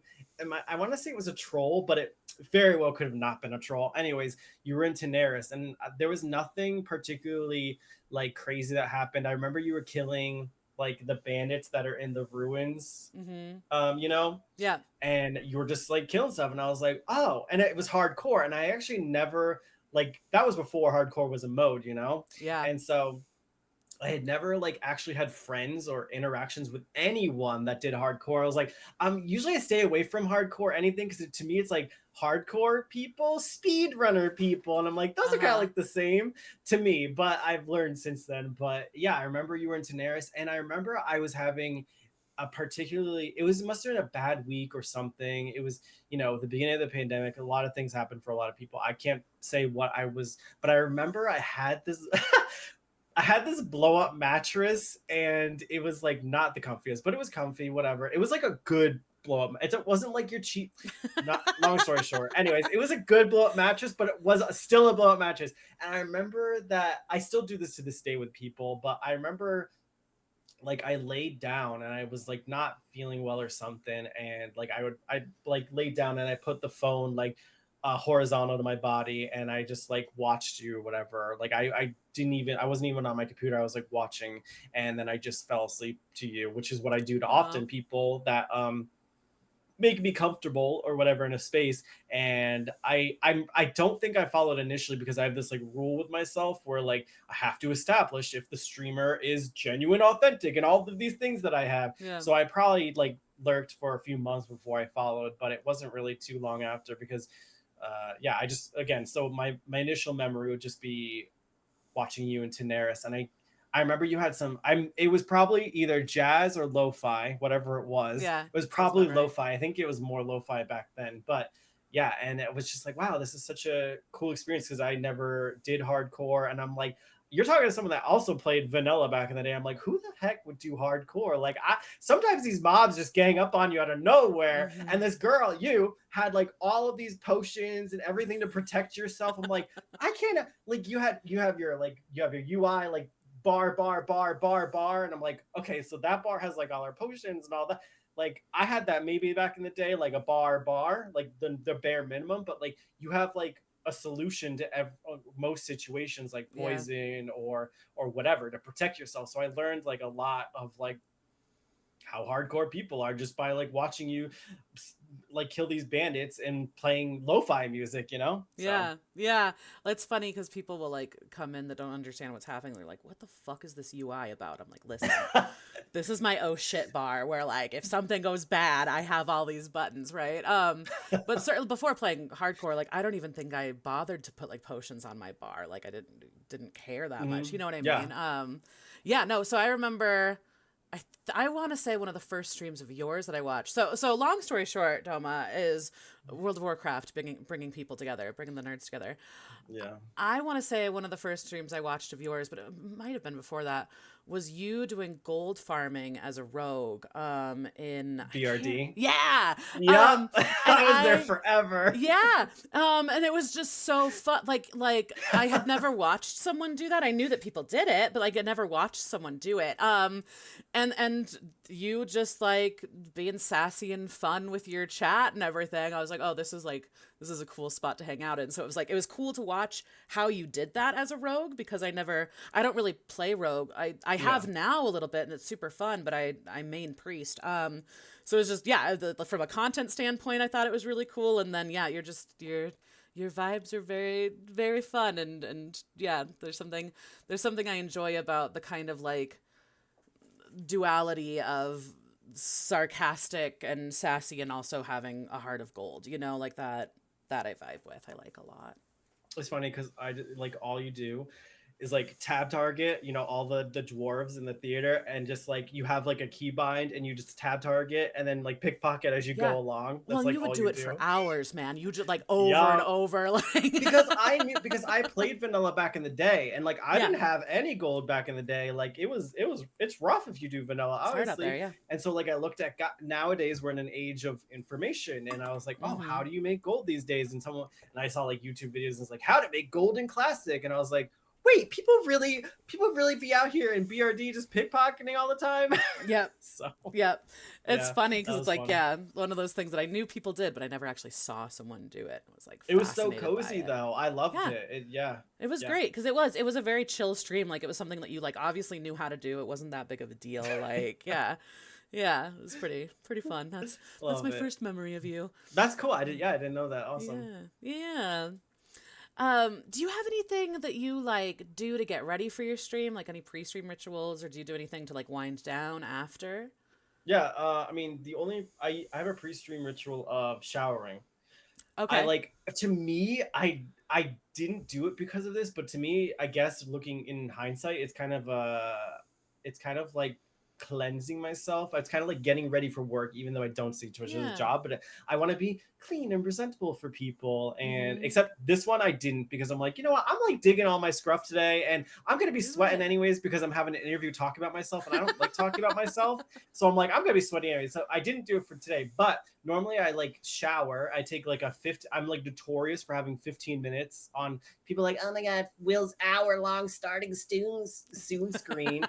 But I'm literally like, to me, it's like I'm getting ready, I'm getting fresh. Like I would want all my like, I'm kind of like presenting myself how I Mm-hmm. would present myself when I would meet any of my friends in real life. Yeah. So I shower. It's kind of like a cleansing, like washing the day or the morning away, and being like my presentable, normal, authentic self to my friends, you know? Yeah. So, Totally. That makes sense. and eating. I feel like, yeah, it is, I guess you'd consider that a ritual, because I don't like to eat on stream. I don't mind if Mm-hmm. people do it, but I don't like to like, what I want to make sure I have my drinks here. I've already eaten, so I don't have to get up and get a snack. If I do have a snack, at least it'll be nearby, maybe. So Mm-hmm. like, the convenience of like not getting up unless for a bathroom break, particularly, or a stretch or whatever, you know. But Sure. mostly just showering and making sure you eat, because feeling hungry in the middle of a stream is awful, Yeah. and you don't realize how much energy you use just sitting down and talking to a chat. Like it takes,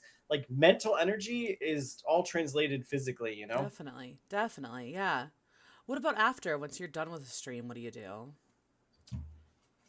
It depends really. I will usually just stay on the computer and play a different game, or Okay. talk to someone. I really don't like disconnect. I probably should sometimes, but um yeah, I don't really like, maybe I'll like eat or whatever, but like nothing, no ritual. I won't do like, because for me it's like natural to talk to people, so I know some people probably have to maybe relax, or in some aspect. I mean, if the Mm-hmm. stream is like intense and I'm playing like Dead by Daylight, and that can get me a little angry sometimes, I'll Sure. like be like, I'll maybe like eat something or whatever. But no, nothing really after, because it's just like, once I'm awake like for the day, I'm like ready to go. But I will say, once it takes me a while to wake up. Like for today, like Mm-hmm. I woke up at like 8:30 or whatever, and it took me like those 2 to 3 hours or whatever to like fully like wake up. I'm not one person to like wake up and like be like, I'm ready to start my day. But yeah, so I take a long time to wake up. But once I'm up, like I'm like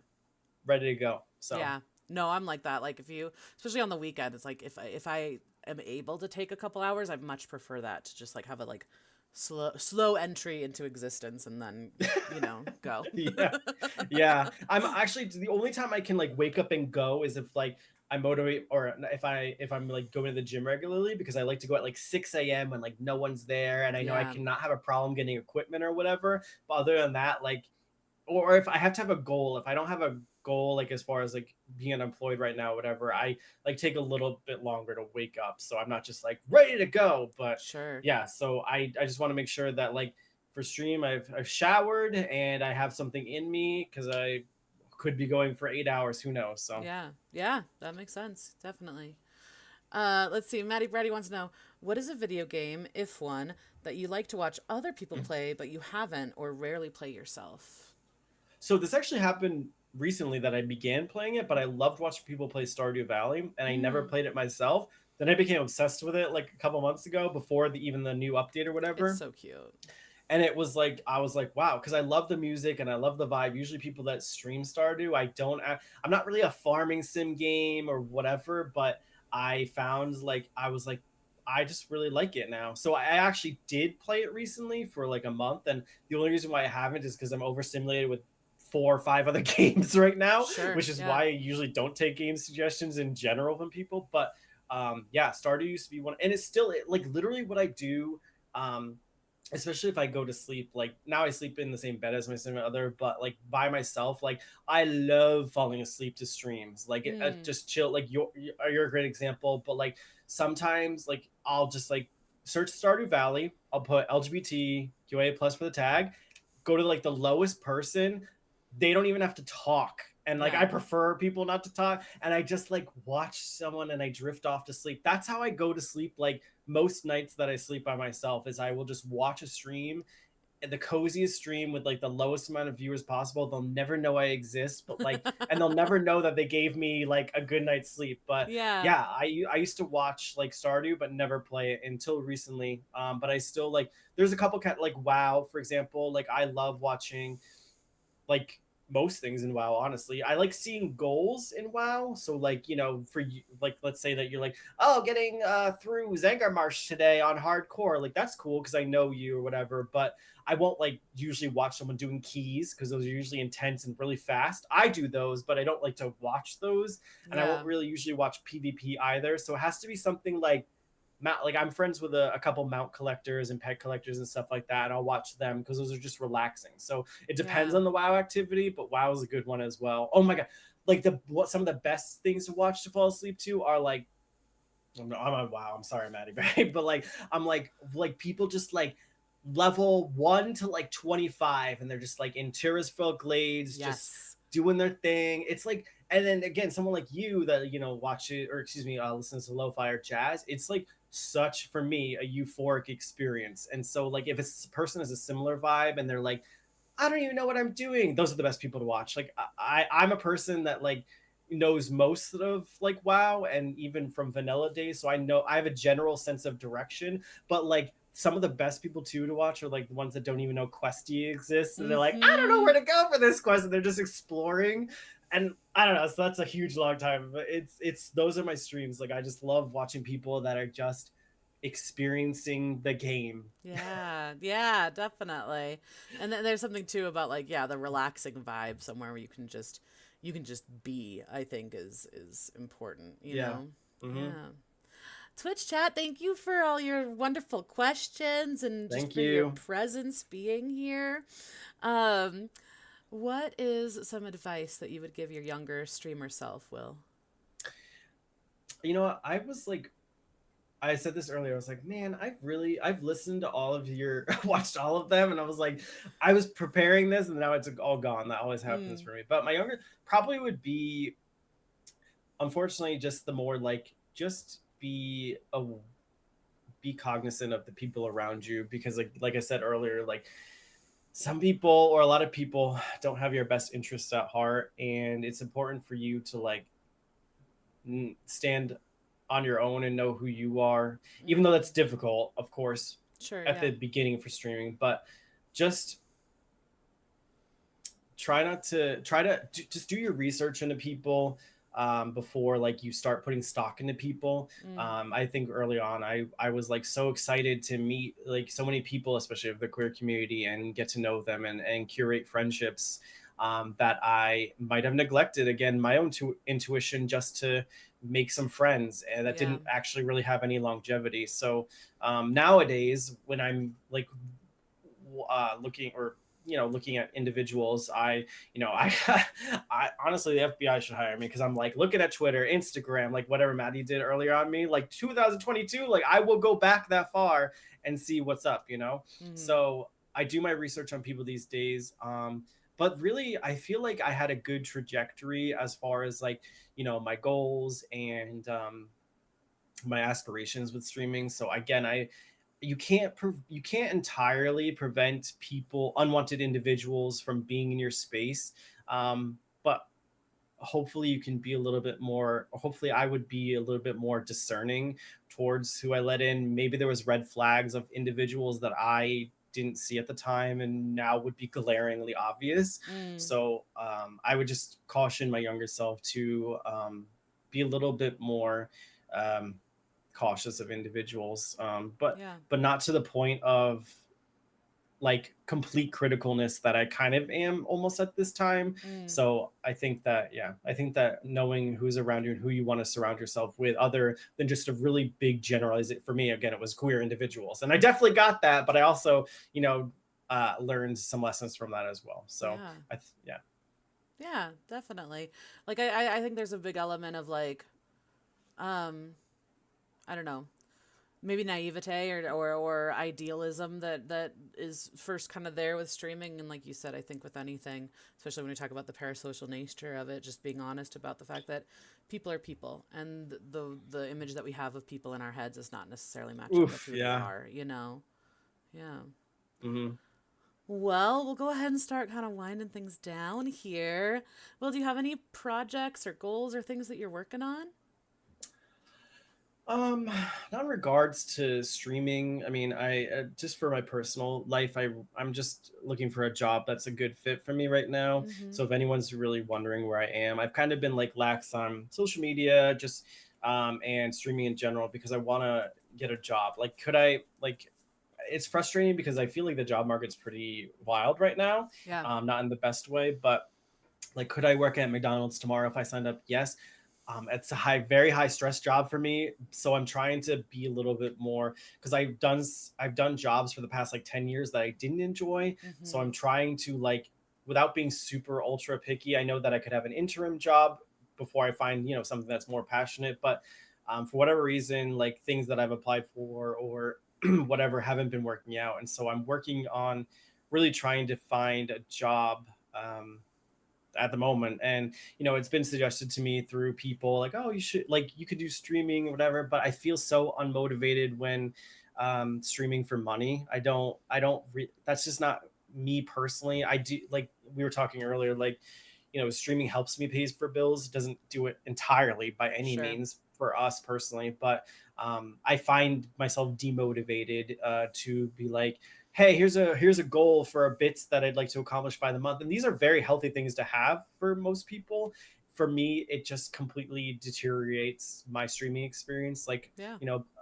personal training, I don't even do anymore because my passion became a job. And so sometimes you have to find like a fine line, like a job that you love, but like, or excuse me, you like, but you don't love.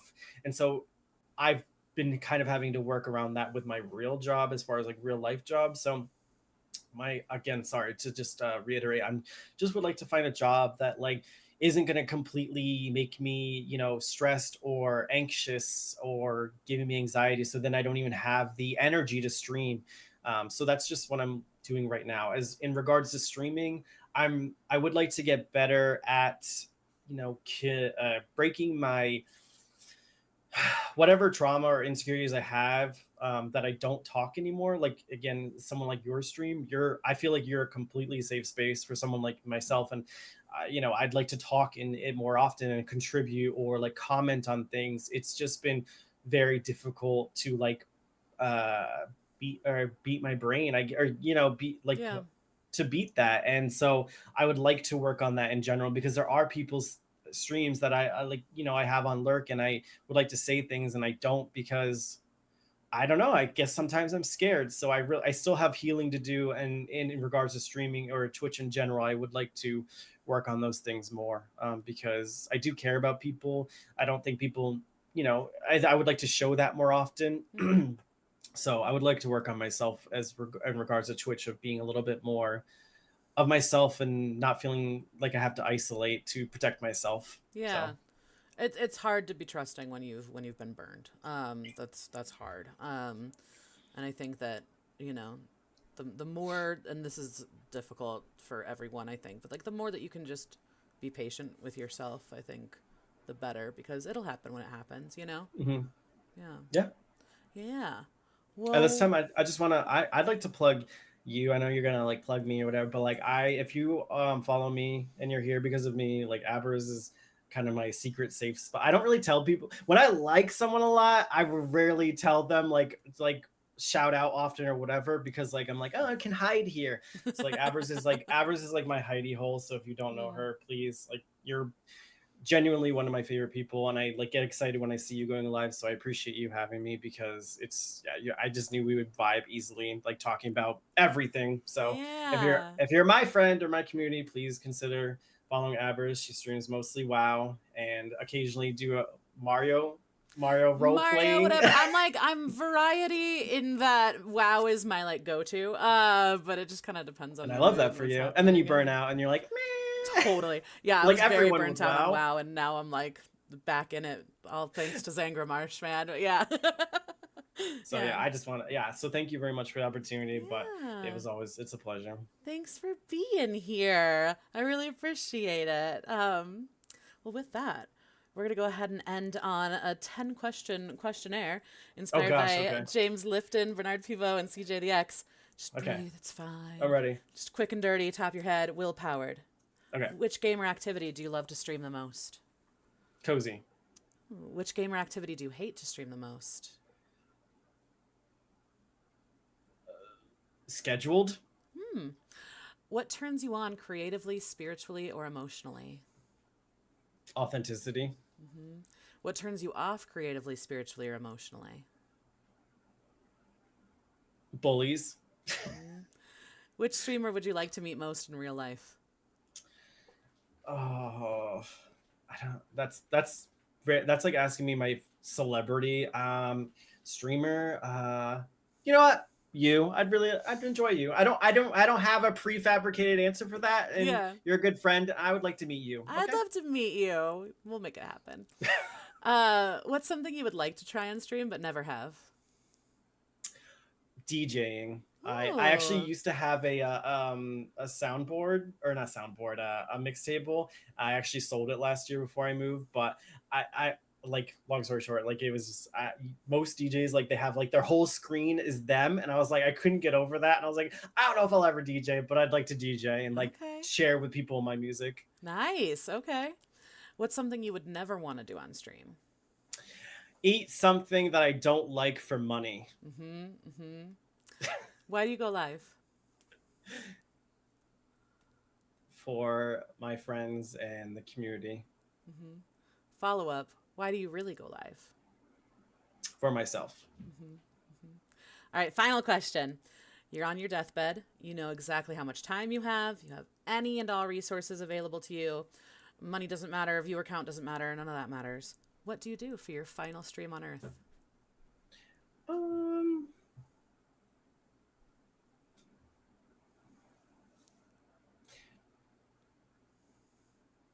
Probably just share like pictures of the world with some really capturing music.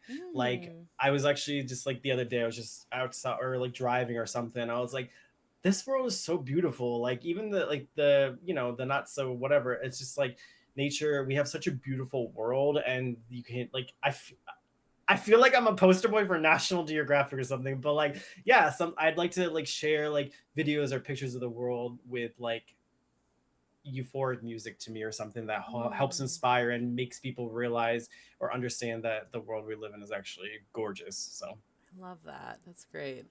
WillPow3red, thank you for being here. Thank That was you so very nice, much. so lovely. I really Thank you appreciate everyone for being here. Yeah. With that, is there someone online that you would like us to go ahead and spread the love to? I don't see anyone. If you have a suggestion, No? yeah, more than Okay. welcome. Well, let me look and see. This is my elevator waiting music. And you can talk about music theory and E flats versus C's I on sure Abbers M2. can. Man, that conversation was just so goofy. It was so good. Like, I love informative stuff like that. It was funny because I was like, I don't know if anyone is following this, but I loved it. I was doing Plunderstorm at the same time. I was like, this is perfect because I hate Plunderstorm. So. Yeah. Oh man, I haven't even tried it yet, but I've heard things, is what I'll say. If you like battle royales, you'll like it. Okay. Okay. Do you know Heels Please? I don't. It's spelled Heels Plix. Okay, we're gonna go there. Okay. Because WoW, we'll keep it in the WoW family. But first and foremost, I want them to know that WillPow3red sent us. Unless does that make you feel uncomfortable to like raid shout out thing? No, that's okay. fine. No. Cool. So here's a thing and stuff. I never do the raid message thing except for this, which is funny. But it feels necessary because I don't want to be like, I'm raiding you, but really it was someone else who's raiding you, you know? But there's a little raid message that you can copy paste, dear friends. We're going to go say hi to Heels Please. They are a WoW streamer. They're very sweet and very kind. And they're doing a season of Discovery. So gotta make sure I spell her name right. Boom. There it is. Yes. Thanks for everyone again for the follows and things. It's very sweet of you. If you like this, we do Why We Go Live every couple Sundays here on my channel. You can follow Why We Go Live on all the different social medias and stuff. And if you or another streamer would be a good guest, send them my way. Send yourself my way, okay? All right, goodbye, everybody. See you later. Bye. We're rating. It's happening. I have to make it awkward at the end. It's a requirement. I love it.